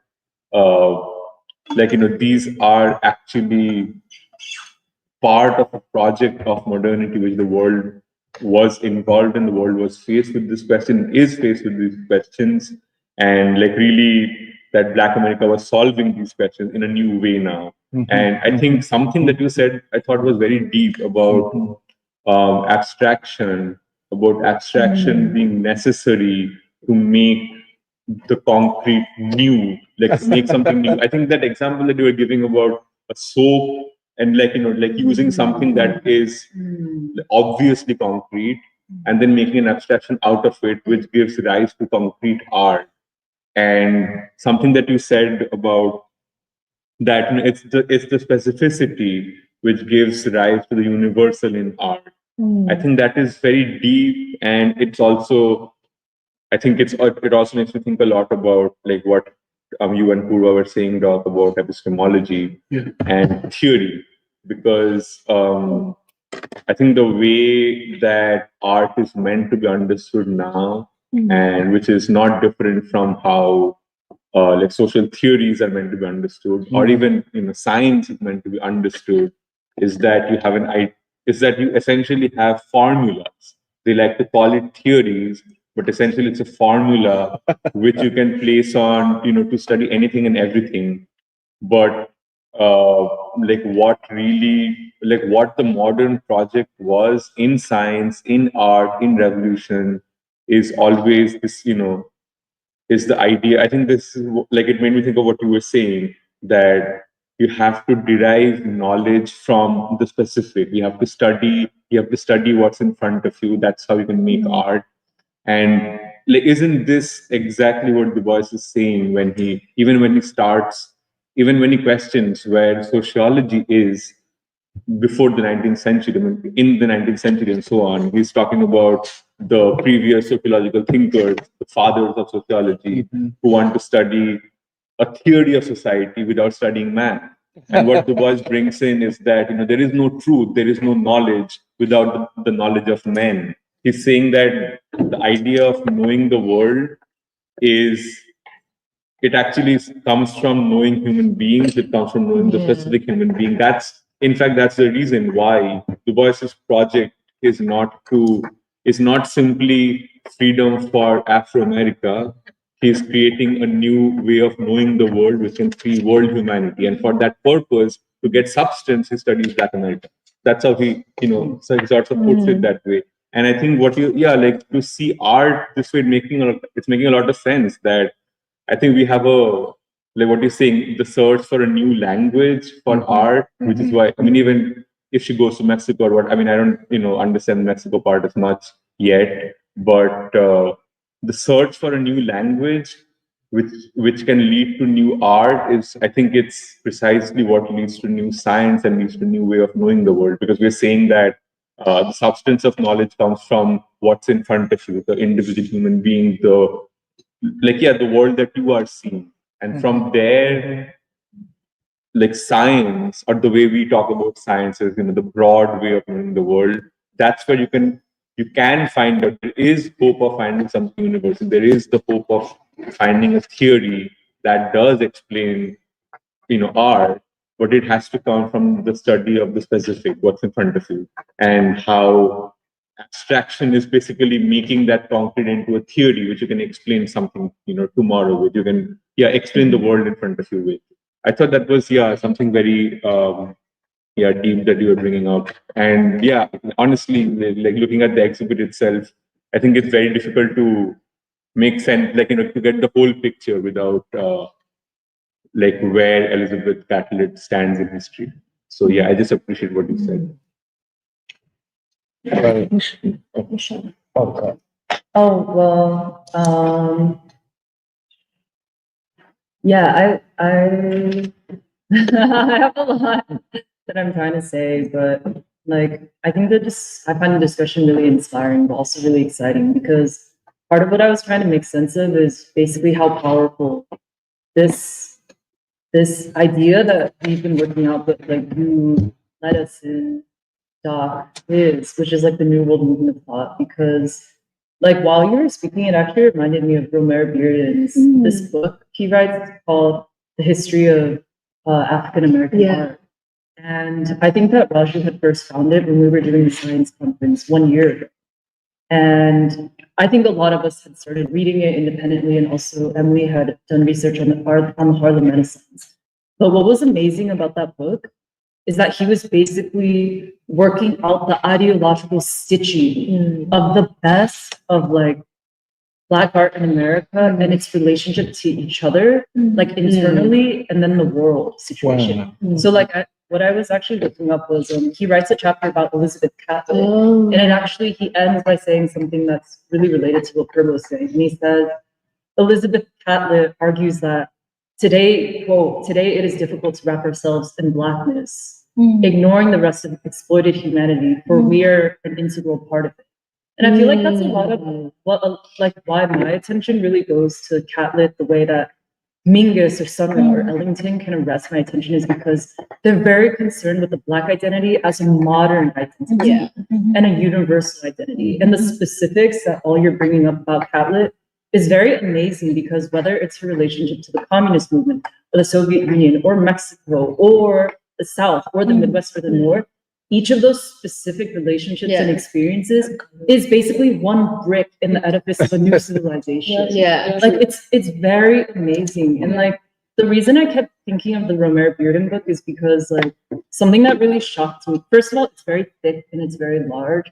And something that shocked me was that I found out that it had taken him 2 decades to write, 20 years, and he also co-wrote it. And he said, I actually forget his co-writer, but he said that every week they met for 20 years every week to iterate and work out those ideas. And that's why it's so valuable, because they're essentially thinking the way that preschool was, which is to put everything in its ideological context and then in ideological relationship with each other. And so the reason I connected this back to the New World Movement of thought is because the closer we investigate this framing, or you were saying, Shimberto, the centrality of Du Bois tasking the modern, the primary task of the modern world, basically the more we can just discover about, there was an Elizabeth Catlett, but then there was an Aaron Douglas, there was a Romare Bearden. And by the way, for example, I loved when you described what she chooses to dramatize and why, because what she chooses to dramatize and why, so the hands and the shoulders, because that's how Romare Bearden wrote, where, for example, he said there's only 2 prominent Black artists that were working primarily in the folk aesthetic, which was Horace Pippin and William Johnson. And he makes such a subtle distinction where he says, I think that William Johnson dramatized the wrong features. And his images are folk, but they're also a little bit cartoonish. And so William Johnson, they usually have really small and short legs and almost like an inverted triangle, really broad shoulders and like almost a Picasso-esque face. But then you have Horace Pippin doing the folk, which is a totally different aesthetic in a muted way, talking about the strife and the disappointment, but also the faith and the silent dignity and strength of the Black worker. So like he writes this entire book chronologizing all these artists in that way. And so I think like I was just having a lot of different imagery in my head while we were speaking. But I guess I wanted to say like us looking at Catlett in this way, or us returning to a lot of these artists and thinkers of the early 20th century is really valuable, because as we're looking at the specifics of their lives, I do feel that what we're studying is a story or blueprint for how civilization can be created. Because, for example, when Shimbartu was speaking, it reminded me of when we read Souls of Black Folk. Some of us read Souls of Black Folk this week. And at the end of the chapter on Alexander Camel, Du Bois says this thing where he's saying the modern problem is also that man does not know man. And I think this is where we have to return to epistemology or knowledge and science, because I think that with the correct framing, like you basically see that there is this story of man and the human being that has already advanced civilization so much further than we have recognized for the most part. And I just think, it's just really amazing, basically, this discovery, or even how new knowledge is opening up to us. And then there were just a few other things I wanted to say, is like how closely Catlett and Robeson seem to be, because even when you were talking about her explanation of the sculpture, it made me think of Robeson, I think in Primitives, when he says, in the African mind, the symbol. And so the mother is associated with the value of goodness. I think when you brought up this thing of the sculpture is not a figure, the sculpture is a value. That's not coming out of the light epistemology. And then also this thing that I think the way that we're looking at Catlett, we're talking about Catlett is important, is because it's also with the assumption of what Robeson said, that artists are not a race apart. And I don't know if it's also in Primitives or maybe Songs of My People, but he says that, okay, if that creative strand of humanity is uprooted, then a people become suicidal and die. But he's saying that, like, I think in one of his essays he says, if the creative impulse, the natural creative impulse of the human being is uprooted, then that the person becomes suicidal and effectively dies. And he's saying like we cannot progress like in the West until we realize that artists are not a race apart. And I think this is connected to a lot of what you're saying, where with our framing, it's very natural to see Elizabeth Catlett as a thinker, as like politically passionate, like you're saying. And I know that like for me, I've still been really in the weeds with researching Ellington and Mingus still, and I'm very overwhelmed because like with our framing, it never ends. Because now what I discovered is that very early on in one of his first albums, Billo Campo Campus, like erectus, which means the first man to stand erect, like whatever, post-primordial man. He's actually prophesizing the rise and the fall of white civilization. And he says the first man who stood erect and saw himself as subjugating all of the men who did not stand yet is going to perish by the sword of his own greed. Like he doesn't say it in that language, but he's effectively saying that. And then that album is a story, and he calls it a tone poem, just like Duke Ellington. And it's set in 4 movements, which is like biblical. Like first, man's self-consciousness, and then man's what's that Greek word that means like arrogance? Hubris. Yeah. Nice. Like and then his rise, and then the inevitable fall, and he articulates as like the inevitable freeing of the enslaved, like the inevitable achievement of freedom of the enslaved. And that's one of his earliest albums, 1956. And like, so I think I'm excited to know more of how you guys have been working out the way that art belongs in this new epistemology or this new knowledge, because I think intuitively it's been already driving like a new impulse in me to see things a little differently or in a new way. And we haven't worked it out. We might not. It might have to be worked out at the conference itself. This is very. Yeah, I'm sorry. I didn't. Yeah. Well, even for example, the way that the world responds musically is also different from the way the world responds through visual art or through like painting. Because I was looking up some of these German or some of these European or Mexican painters as you were speaking, and to me, it actually feels that they're able to more organically synthesize with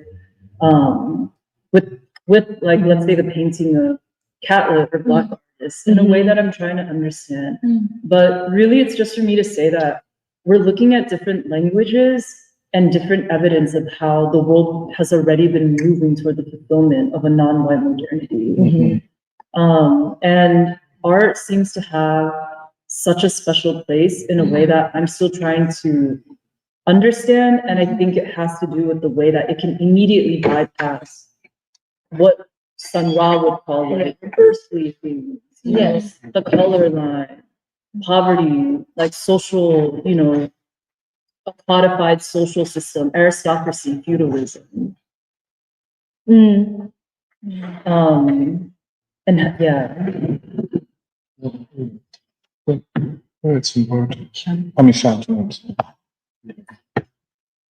Well, I wanted to first say that I really liked Emily's presentation, because in a way, I feel like what we did over the year of Baldwin is kind of reclaiming Baldwin as a revolutionary Black artist. I think that this discussion was really important to reclaim Elizabeth Catlett in a similar way, and I felt very similarly when I went into this exhibition and I saw the framing around Elizabeth Catlett and her pieces of art, because I think in most of these exhibits the magic word is intersectionality, where you have to sort of and I see this a lot in at Penn and all of the things that they organize.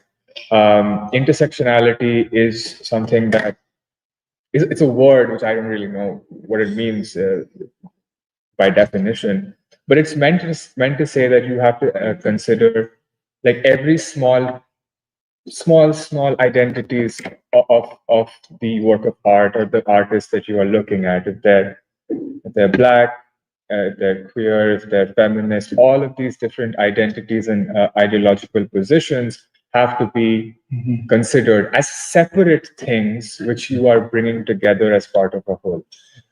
What it actually serves to do is just that, separate, and not really bring it together as part of a whole,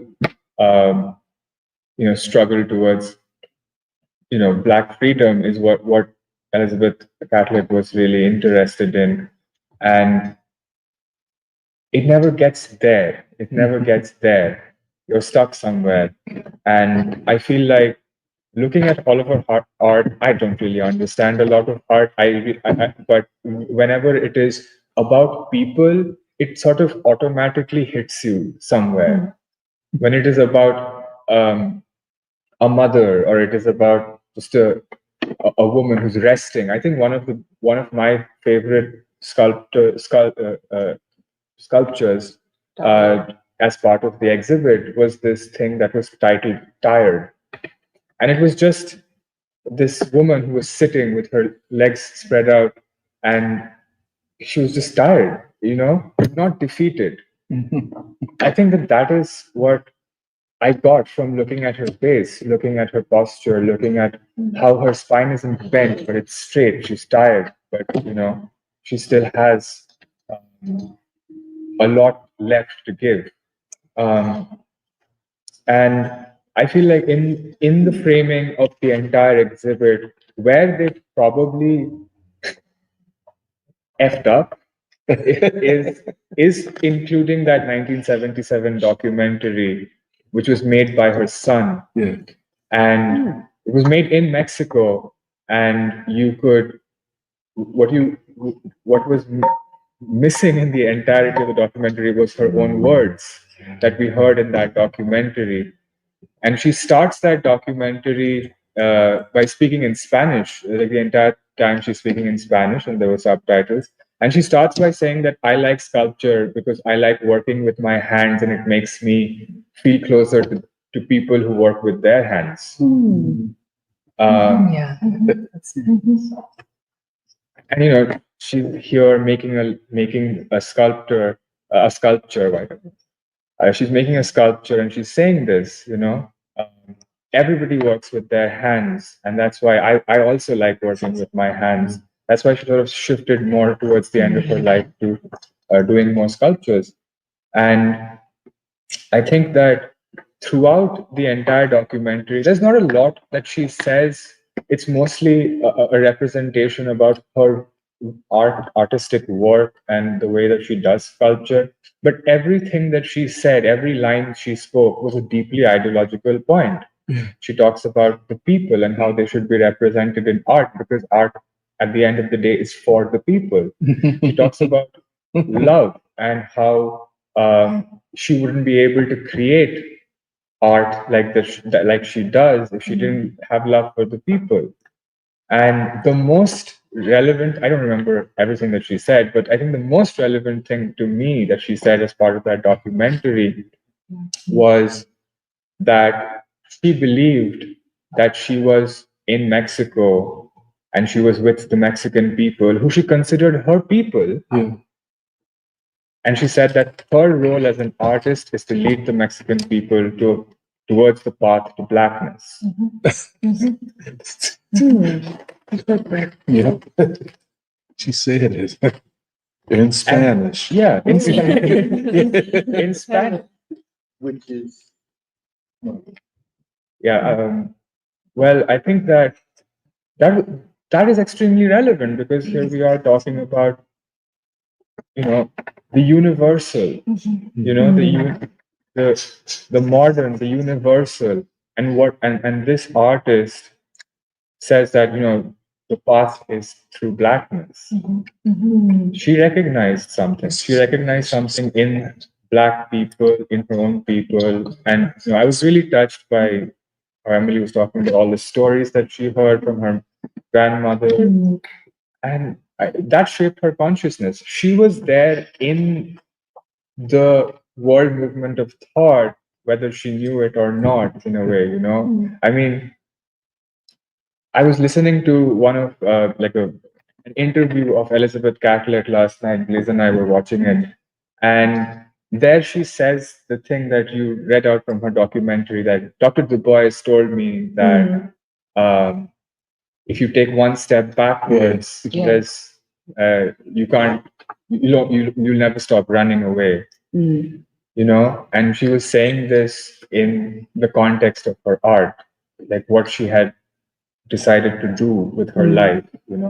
And here it is again, Du Bois, who's sort of pushing forward this new movement through different people and their lives and their artworks.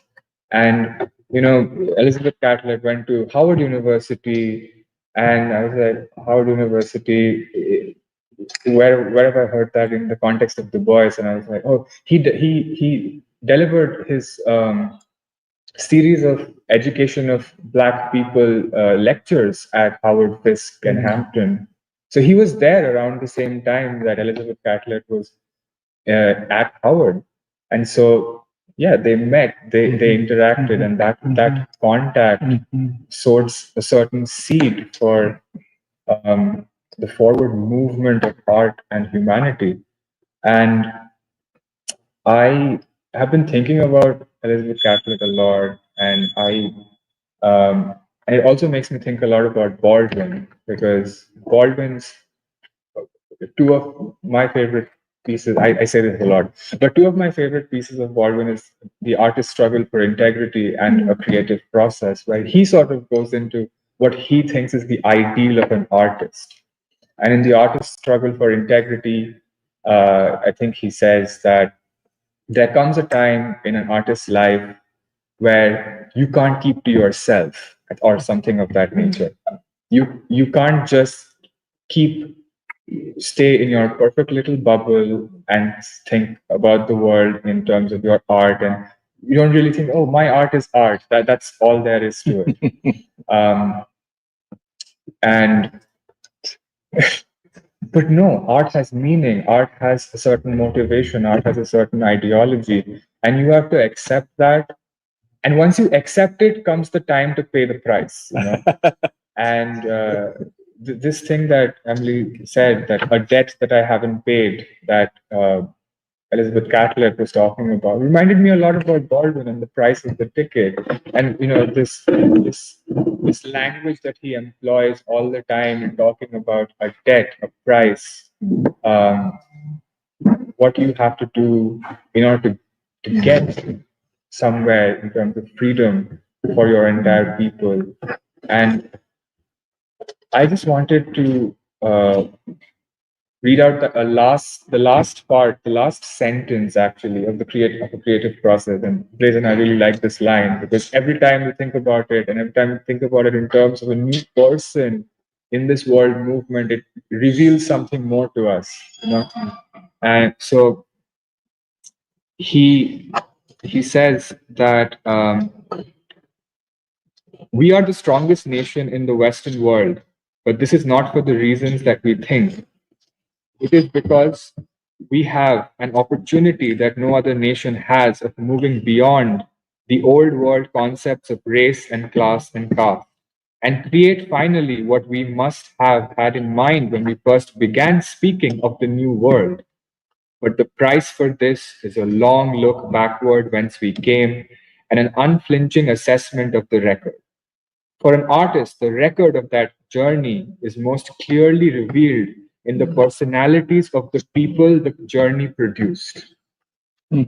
Societies never know it, but the war of an artist with his society is a lover's war, and he does at his best what lovers do, which is to reveal the beloved to himself, and with that revelation make freedom real. Yeah, I just wanted to end with that, because I feel like Baldwin really captures the essence of an artist, and Elizabeth Catlett being an inheritor, both Elizabeth Catlett and Baldwin being inheritors of Du Bois in a way. That's what how I'm trying to think about it, as not separate artists, but something, a part of a greater whole. And what he writes about, reveal the beloved to himself, and with that revelation make freedom real.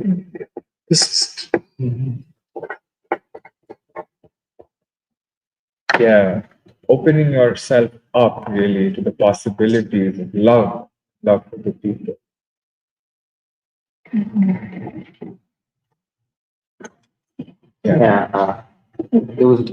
It was beautiful to go to the exhibit, you guys, even though the way it was presented was substandard. Being able to do it with you guys made it possible to get what I feel we most desperately need out of it.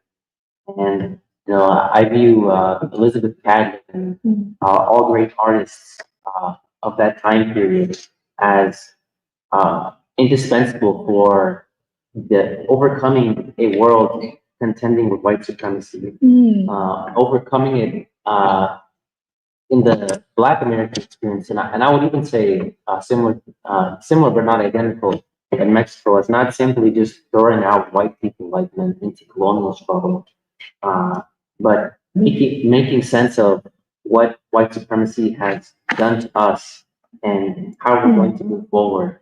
And a question of modernity that is placed before all people is like, are we going to simply become white? And I view Elizabeth Catlett's work and what she sought to get out of being the Mexican art as well, as indispensable.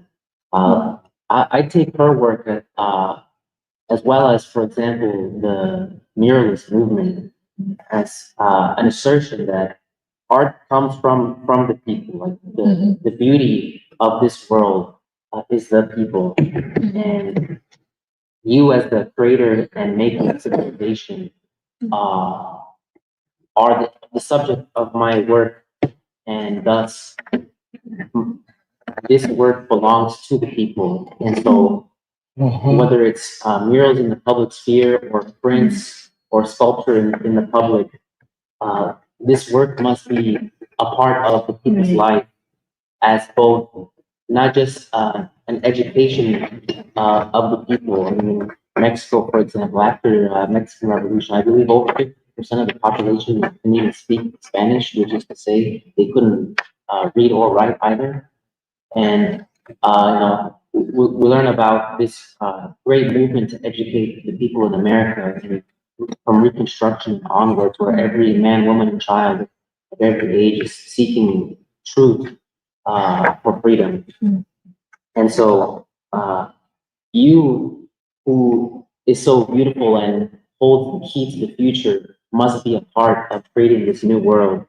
And so we need this, your life world to be rich in thought, and I'm going to make a contribution to that with my art, because you ultimately are the ones that are going to decide the future. And this question of like, are we going to be like white? Is that the future? Is that all we can aspire to as a people? I view this answering this question in this creative endeavor with, for example, Elizabeth Catlett looking at sculpture or being inspired by the Mexican muralist, which is to say, we have this ancient tradition that we come from that is indispensable for our future, and yet we cannot simply return to a period before the destruction of white supremacy, and yet we cannot leave this behind.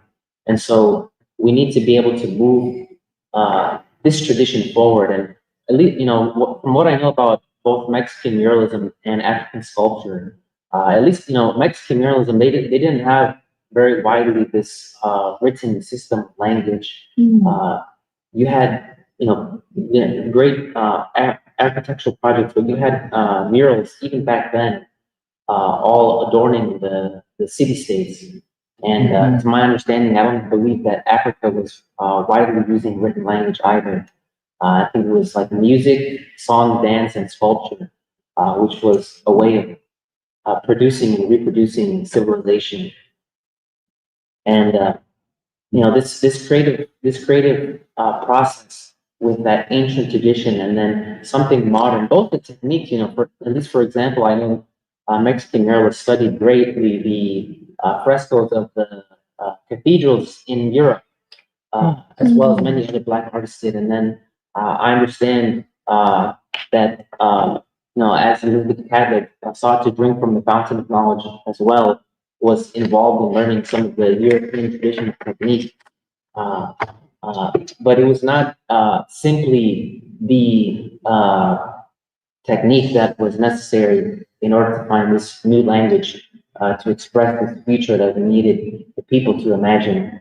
I wish I understood sculpture a little bit better, but I do believe that it was this contending with some of the questions that were put on the table in conversation and in struggle with the white world.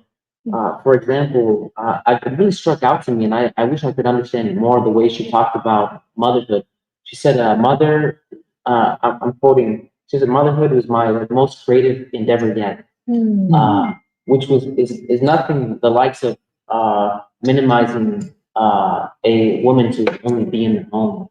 But I do believe it is a question of the future and the child. And I think that forces you to deal so greatly with the future and the imaginary, because you need to give the child a life that they can aspire to, a life that they're worth living in.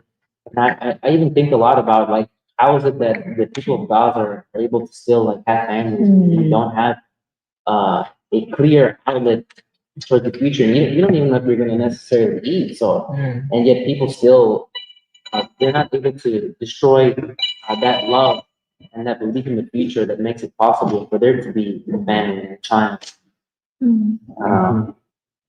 And so, yeah, this creative process of an artist, of the people and for the people, in a worldwide movement to overcome white supremacy. I still feel that there's more that I need to understand about the artist's role, because I don't, with people like Elizabeth Catlett and other great artists, I don't believe separated themselves from the people and tried as much as possible to be with of the people. I would like, Emily, I you know, your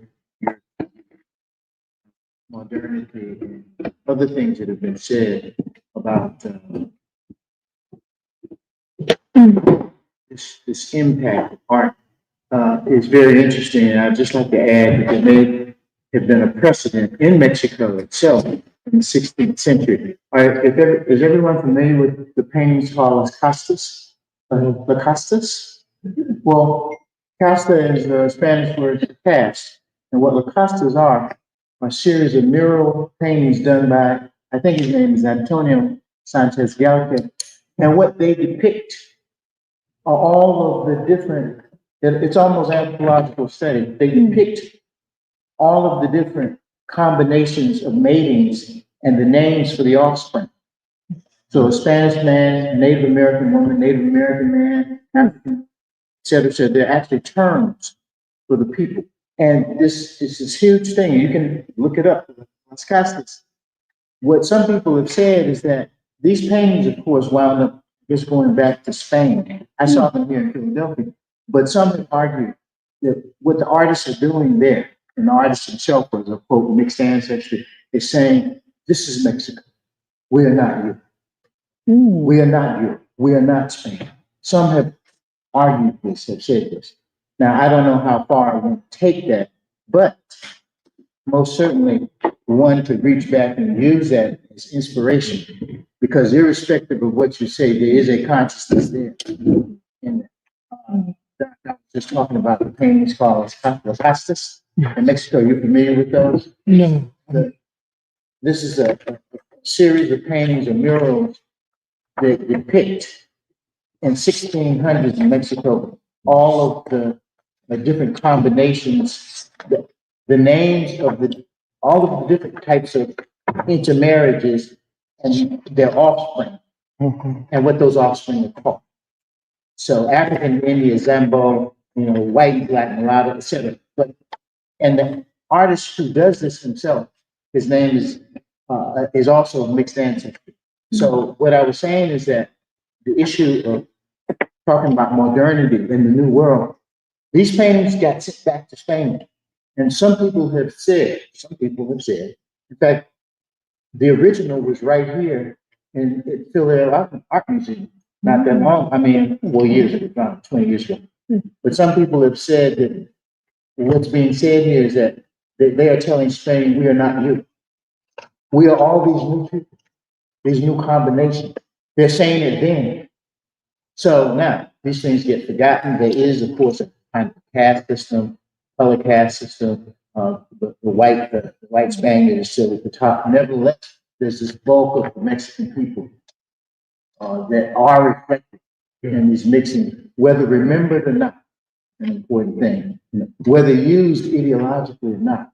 Well, we can use it, because it's there. And the painting, Las Mulatas Esmeraldas, the painting from the shipwrecked Africans off the coast of Peru, you're familiar with that? That was brought here too from the museum in Spain about 20 years ago. And what it depicts is people of West African descent who are wearing the clothing of both Native Americans and upper class Spaniards. Everything is there. Las Mulatas, the Esmeraldas. You can look it up. Right on your phone. Okay. So I'm saying this impulse and this thing about newness is the seed is already there. It has been put into certain format, the way this perhaps stated and others, and the way Du Bois talks about it. But if you say that describing the real world is the basis of the epistemology, there it is. Already in front of us. Could you say what that his name was again? The one fellow with Costas, I think, is Antonio Sanchez Galque. Oh yeah, you found the thing. Yeah, if I could just respond to that. This painting is, I interpret it meant to document the racial hierarchies of Mexico at a colonial period of time.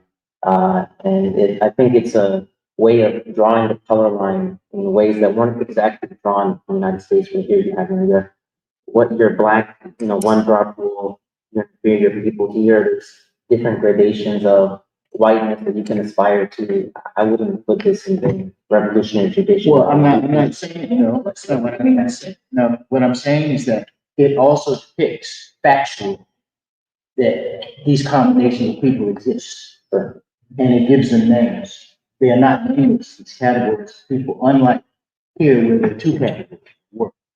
I'm saying that they are depicting something about the new world that is not true in Spain. And that's still a fact. Now, the issue about how you want to interpret it, pick it up, I'm saying I can look at it, use it in a particular way. Because it's a fact that it's happening. Those people exist, I mean, the descendants of those combinations. Can I say something with that? Like, they do exist, but they consider themselves like mestizos, like the mixture of blacks, foreigners, and indigenous. Right. Yeah. So what I'm talking about is the depiction in paintings in the 1600s. Under a time when there were the conquistadors, when the whites were the top. But this is being depicted and sent back to Spain. Yeah. They are seeing it. And some people have said, I didn't say that I said, some people have said, they are telling, in effect, the Spaniards, we are not you. I mean, this is Mexico. This is a reality. Now, no matter who is put in top or whatever, this is a reality. So that's what I want to say. Well, I think there's a difference in epistemology and the purpose of why we're talking about Epistemology. I think, and purpose of why we're looking at Elizabeth Catlett and what you're saying, because you're describing essentially, I'm not familiar with what you're saying, but they're depicting what is the factual, I guess, gradations that you had mentioned.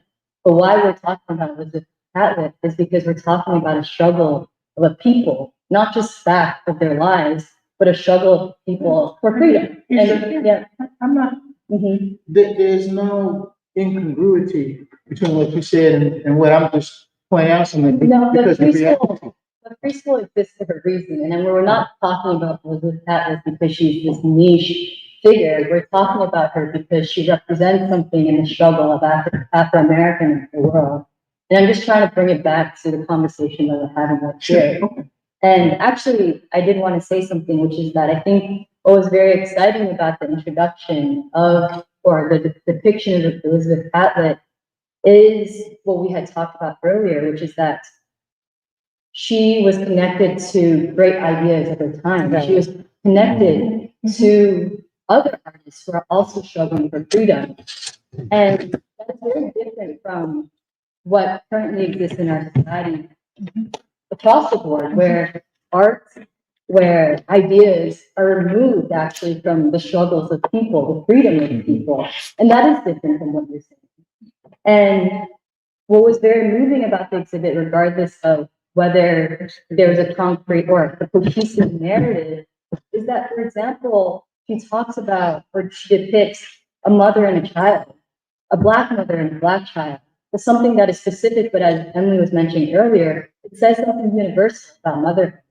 And we're not talking about niche facts, because oftentimes I think, particularly early in this generation, people are turned off when we're just talking about facts for the sake of facts.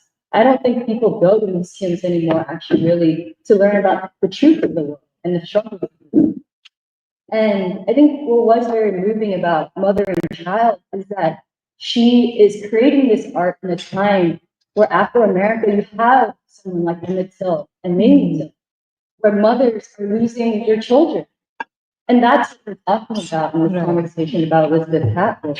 You know, Mamie Till, who loses her son and says, I want an open casket so that the world sees what has happened to my son and so that we can struggle for a better world. That's what we're talking about here. And then, you know, there was the other, it was present throughout the exhibit, even if not in words by those that curated the exhibit.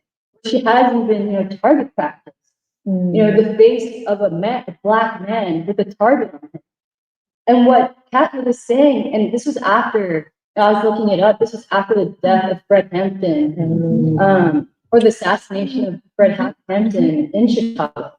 And we're talking about a struggle, a revolutionary struggle, not just that, not just who, I don't know, like whatever it is that, you know, is very pervasive in modern art or modern knowledge. And then the other thing is that, you know, as people were talking, I kept asking this question: what makes the Black world, the Afro-American specifically world, universal? I was like, okay, what is it? You know, why is it that we say, why is it not that the Chinese worker is universal? Why is it that we don't say that the Indian worker is, and this is not put down on any of these people, but there is something universal about the Black man, the Black worker, and the Black woman. But I was like, okay, how do I explain it? You know, why? What is the evidence for it? And I do think it actually goes back to the message of Elizabeth Catlett's life. Why is she, this Black woman from DC, able to see Mexico and able to see the Mexican worker? She talks about her family, you know, coming from previously slaves. Why is she able to see the Mexican worker? And I asked this question before in preschool too. I don't think the Chinese worker, for example, is able to see the Black worker in America. And I don't know of examples, and maybe this is true, of examples in which the world is able to see Black America, but why is Black America at every step able to see the world? And I think that's what makes it universal, or that's what makes Afro-America universal. And then I think that also gets to the question of what is modernity? We keep talking about modernity, pre-modern, modern. What is modernity? And I think why we say Black America says something about modernity is exactly of this stuff, this moral development, this ability to see the rest of the world. When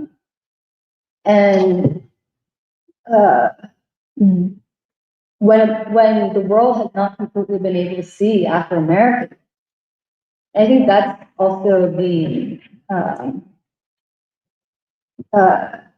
or it goes back to something that a bunch of us were reading, a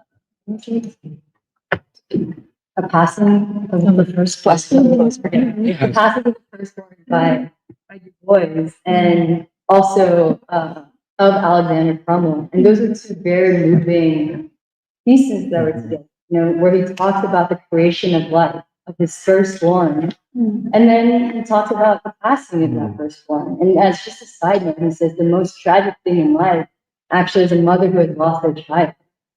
And, you know, for Black America, it's stories of mothers who have lost their child. But what happens to that people? What has come out of the people who has lost their children? But then he also talks about Alexander Crummell, a life, there's still life, but something has died because of the tragedy of the society. And, you know, Du Bois also ends, I don't know, I think he ends this, which is that, you know,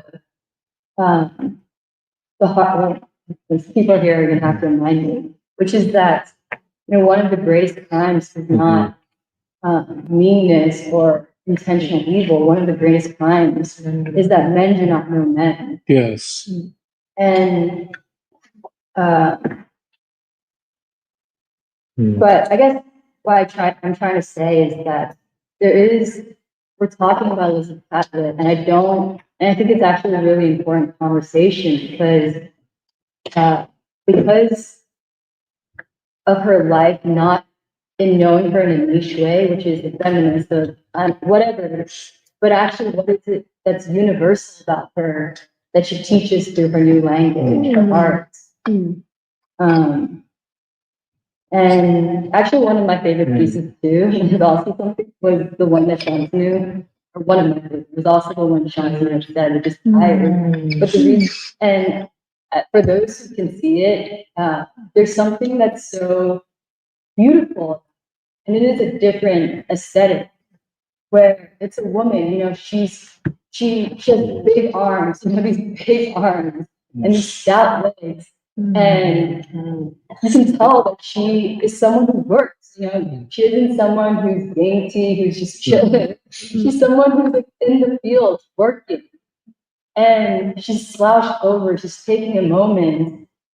But there's also gentleness to her face. Like if you look at her face, there's a gentleness to her face.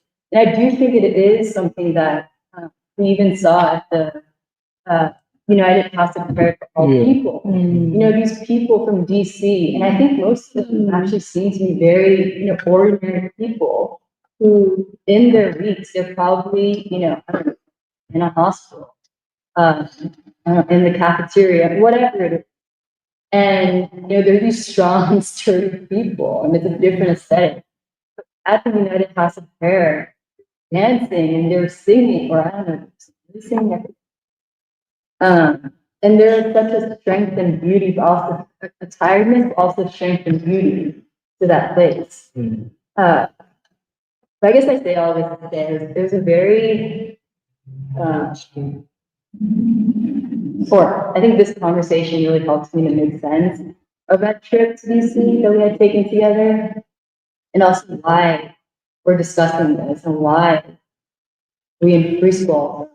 We said it in one. We in preschool are discussing this. Yeah, I want to add to what Alice is saying, because I think this is also why I was trying to make a point about anthropology, because I do think it's an important thing that I'm learning to distinguish about how to assess these questions, because I do think like the history of how languages evolved or intermixed and produced something new, and in the same way how races like intermingled and formed something new. I think these are important studies and they add something to human knowledge.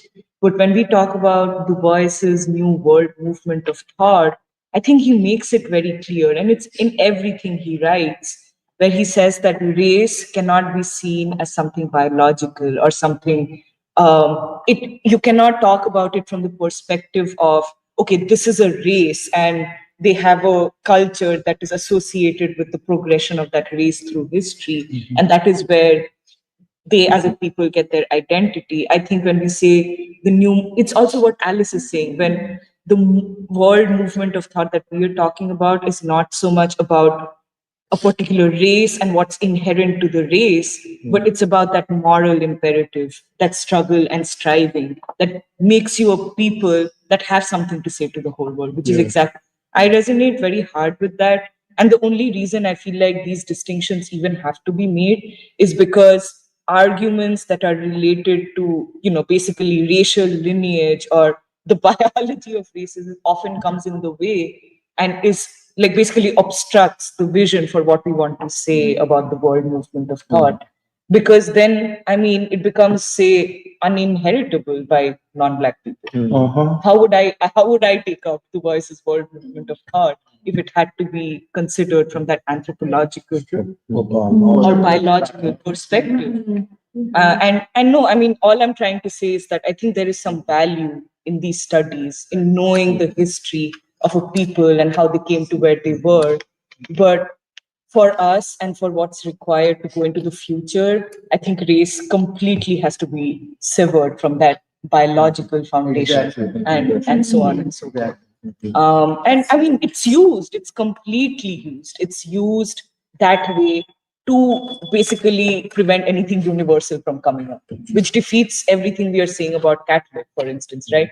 As soon as you go there, nothing can be universal, because then you will say, how can Catholic understand the experience of the Dalit in India, without seeing the Dalit in India? And I mean, I think these things are created in the universities, they're created in the academia, and their only purpose is not, I mean, it's portrayed that way, furthering human knowledge, but it's actually to keep you stranded, so you can't actually make progress. But I think it's a very important point that Alice, you were raising. I would agree completely. Because remind me what you're saying, what you're saying. Angela Davis, she wrote a book called Freedom is a Constant Struggle. And she's talking about intersectionality. I did go with this one. No, but Yeah. I just want to. Yes, I didn't say it very well. Please No, say it. yes, you did. The idea of a stranded population.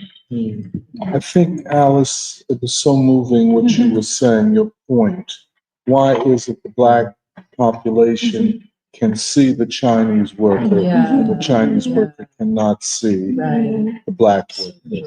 Why is there always, I mean, not always, but this great movement towards the universal in Black people, which the most narrow kind of nationalists among us say it's a bad thing.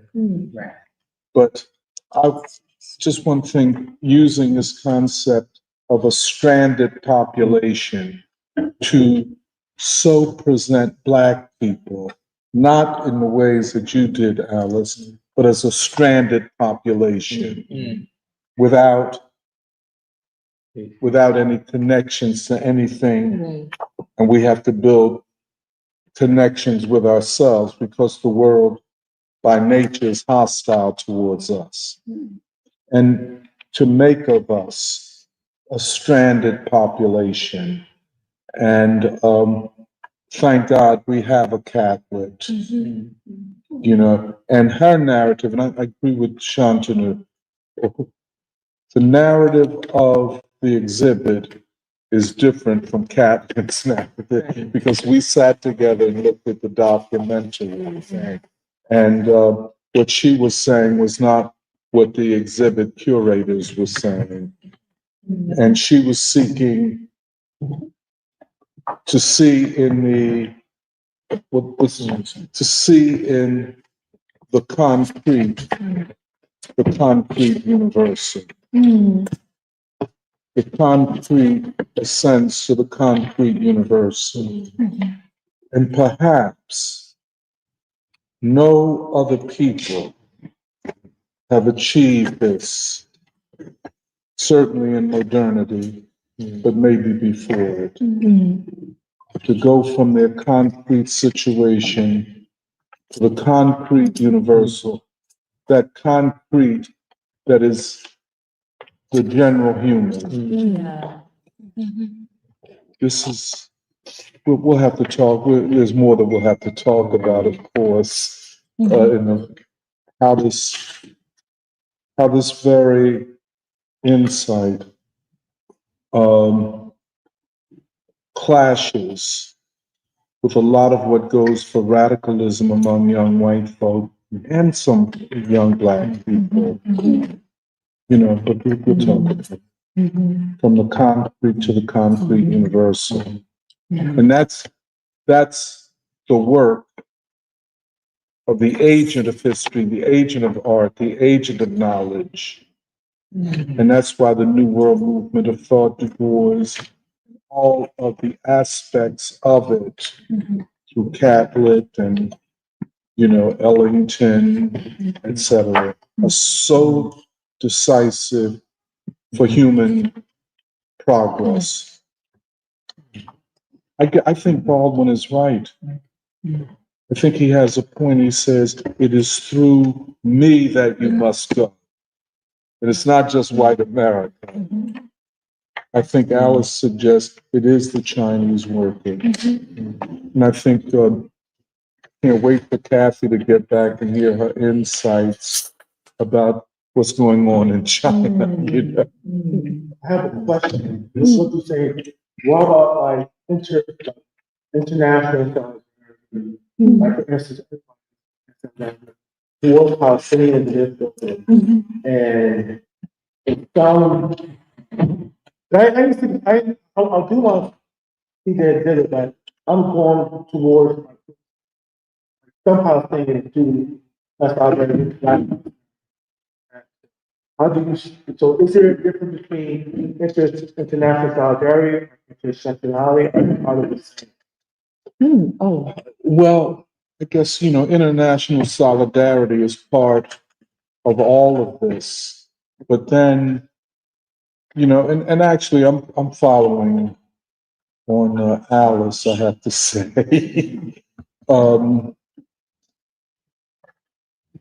In the final analysis,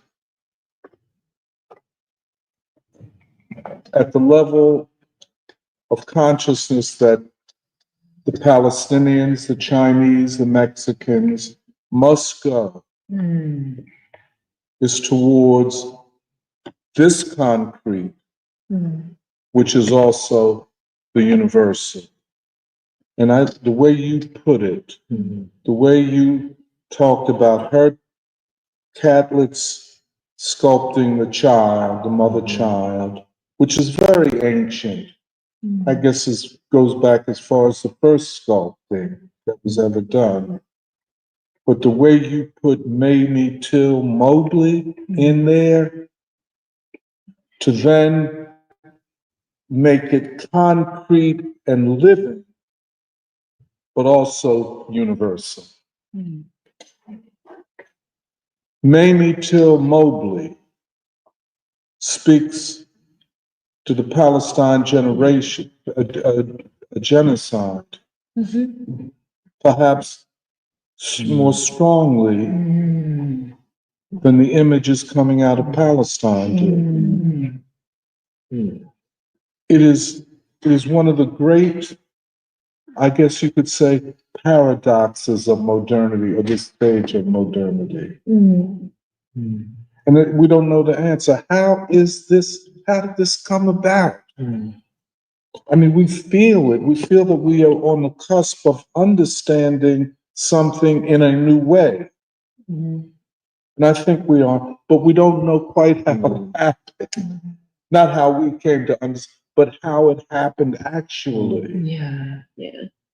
Yeah. You know, and I think the music symposium helped us to understand it better. There is a new imaginary. There is something specific but universal. Ellington makes it so clear. Mingus, of course, Sun Ra. They make it so clear that we are talking about a concrete people, a concrete history, but we're talking about the universal, the concrete universal. That's what.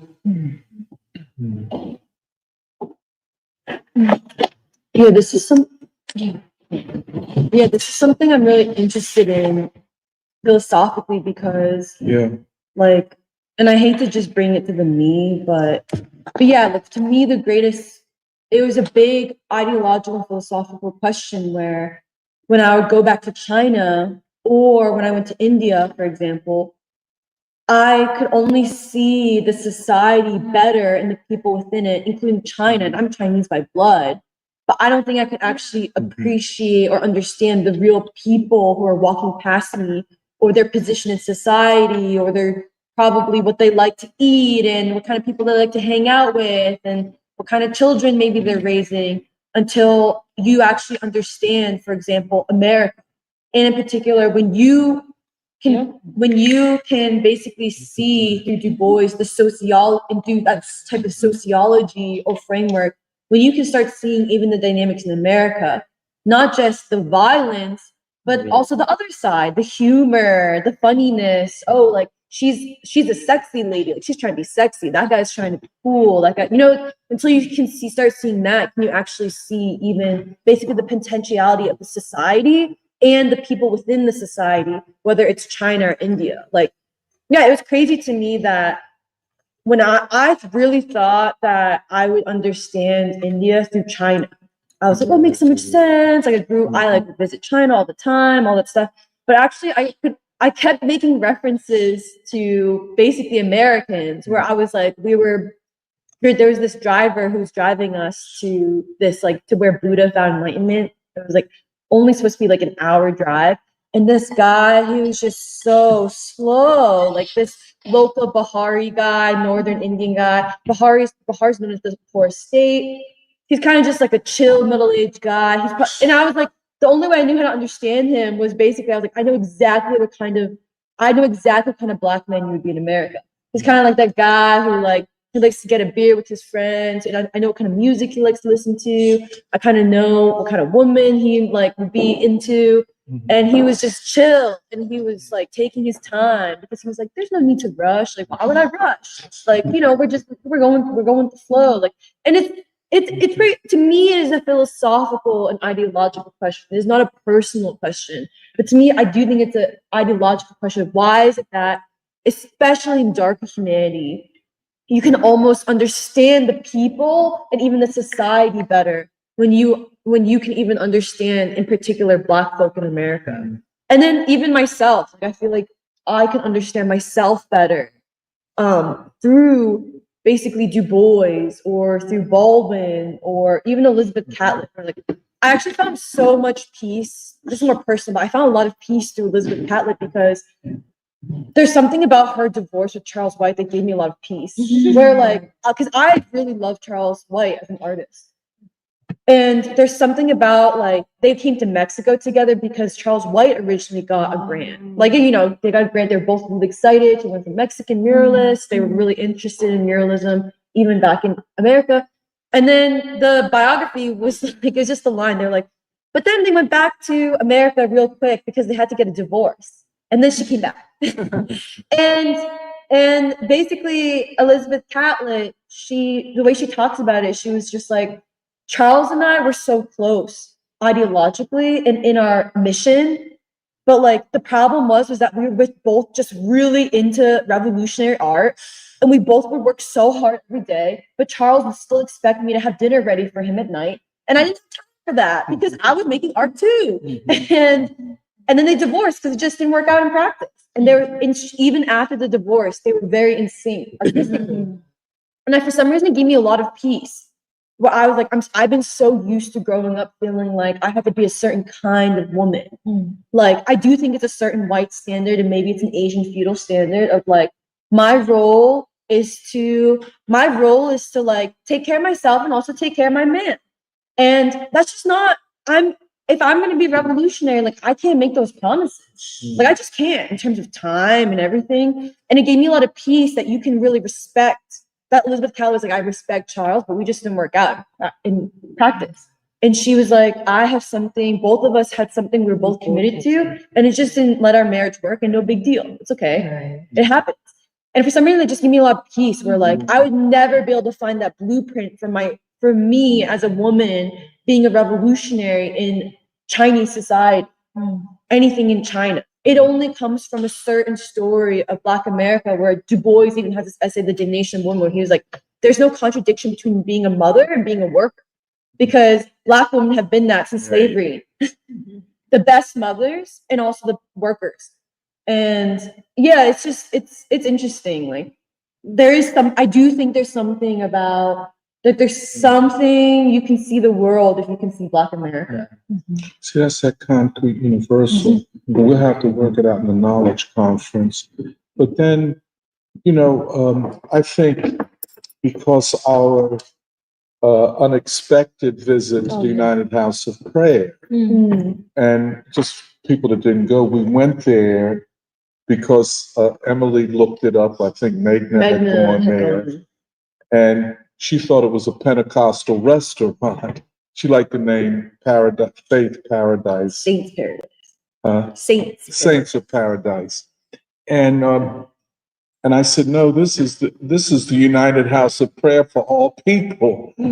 And they celebrate the trombone as a great instrument, calling I guess, I don't know how they would put, but it obviously calls to the gods. It is the instrument of God. It is an instrument of God, I guess.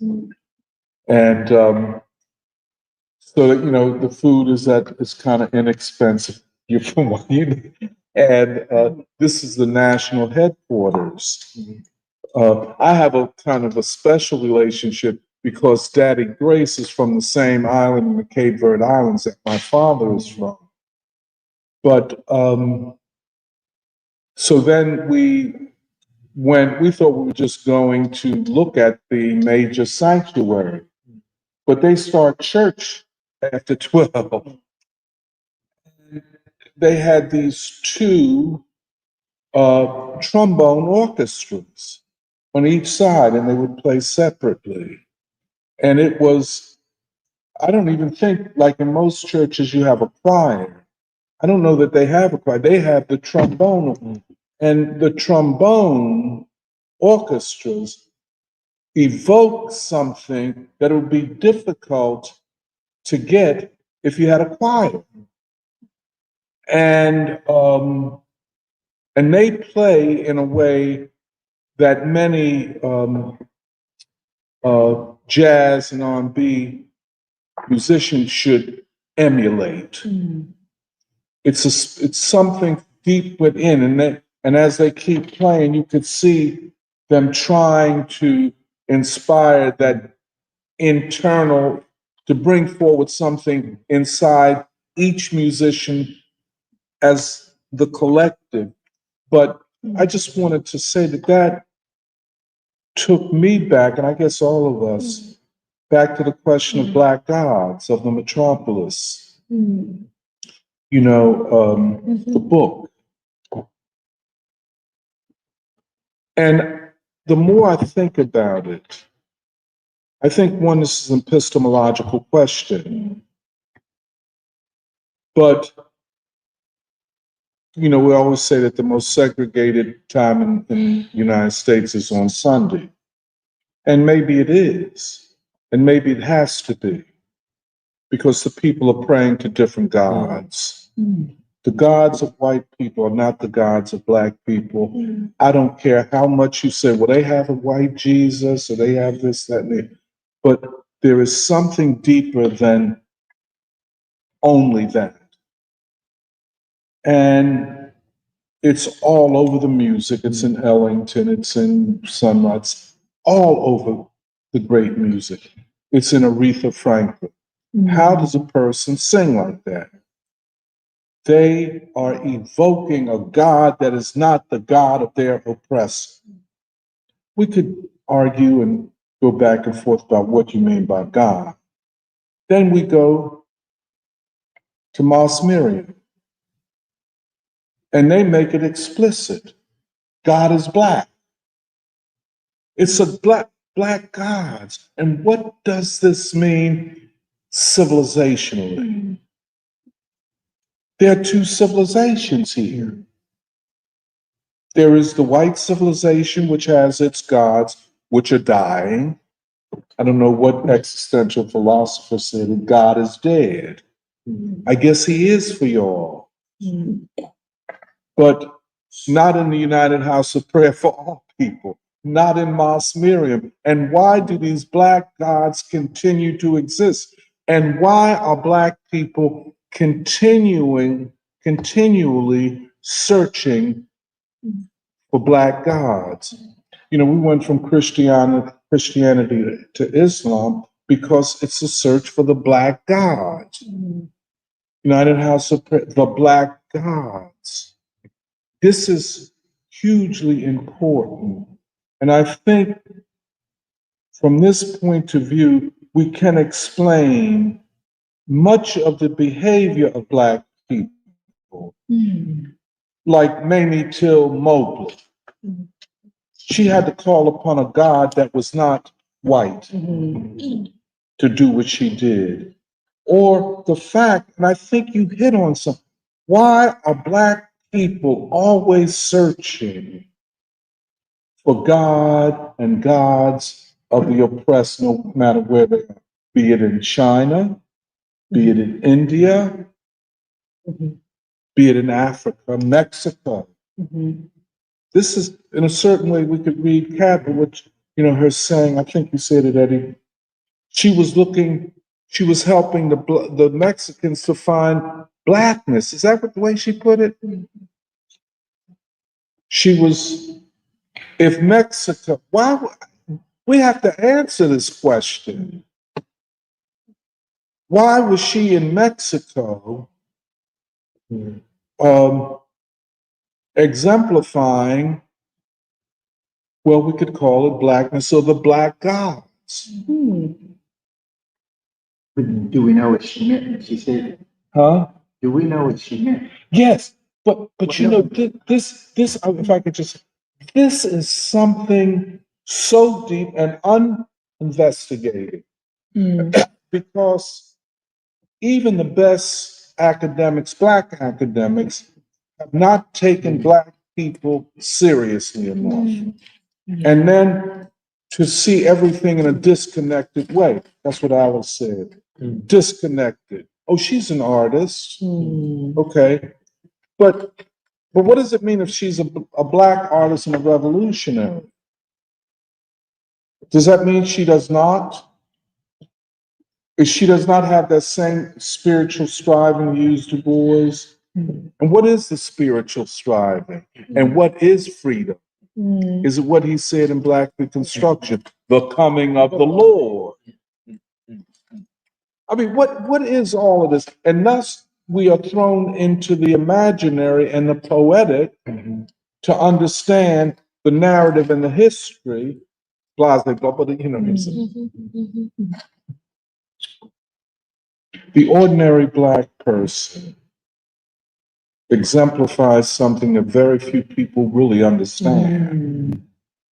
They go to church not because they're ignorant or not because they're seeking an opiate, but because of something else.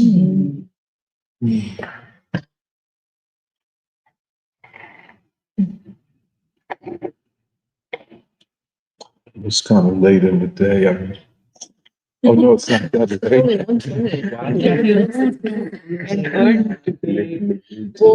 We can end early. Or did you guys want to update on the science symposium? Yeah. The knowledge? We're thinking that maybe a week's break is good. Oh, We have to, we're still working out some Yeah. details. Yeah, but we made a lot of progress. We have a vision statement in working order.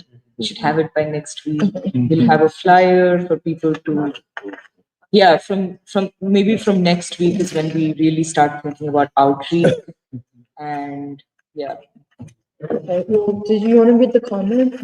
Yeah, Oh, just one thing, we're going to Chicago to interview Minister Ishmael, and Michelle will be there on Tuesday. We're going to try to video and audio and I think we see it as very, very, very important as part of this holistic effort that we're.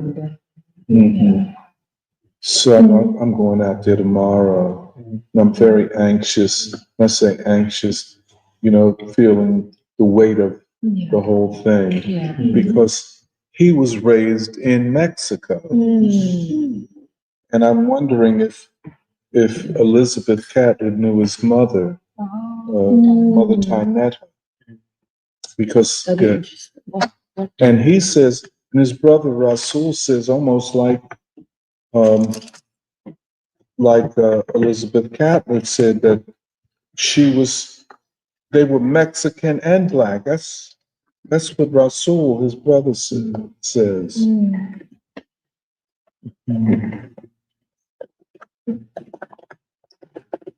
And okay, we can read some comments. So Todd Doherty, Bumbleye, and M Spark say good morning. And there's from some new fans of Emily. We have M Sparks and I Manifesto saying that they draw misread it. Basically there's a lot of appreciation for your presentation of this history of Elizabeth Catlett. And then people are also wishing Eid. So yeah, today's, I think it's the 3 days of Eid al-Adha, I think. So Eid Mubarak to everybody watching.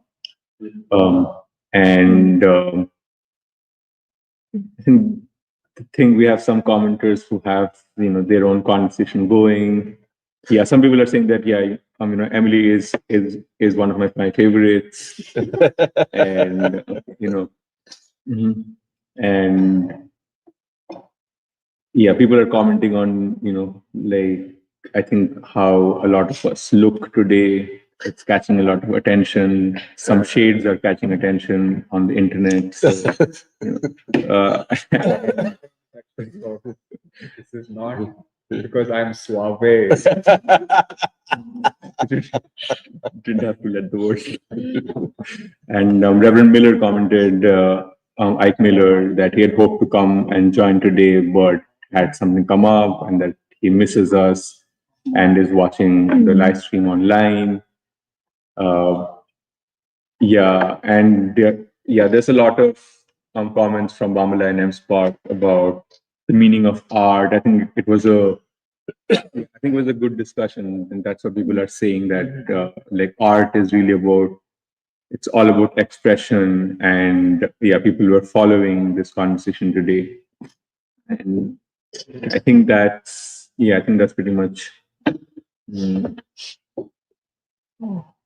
I think that's sort of the end of comments that we should be reading out. So yeah. There was expressionist philosopher Project Nietzsche. That's what I got. Nietzsche. Yeah. God is dead. Oh, God is dead. I'm sorry. Yeah, that's right. God is dead. Yeah. God is dead and we have killed him. Yeah, I think we'll keep talking about. I'm excited to talk about the idea of gods and all. And actually, I was thinking, when you say, yes, on the one hand, we're talking about the dead white gods as the mainland Christianity and so on. But I think it can also be. It's also a question: who are the modern gods of white civilization? Well, they don't have them, right? Or maybe, that's a good question. And I was thinking about how we talk about the university and science and. Who are these modern gods? Is string theory a modern god at this point? And do something which also has failed. I think we are faced with this question of black gods that are very at a new. I think it's a new opening that we are seeing to talk about even the idea of a modern god. And so I'm excited about how we make sense of this in the next few weeks. Yeah. So anyway, I think we are calling it off today. So wow, early end. Yeah, it's an early free school. Hope we will make the best use of the half an hour. Okay, bye everybody.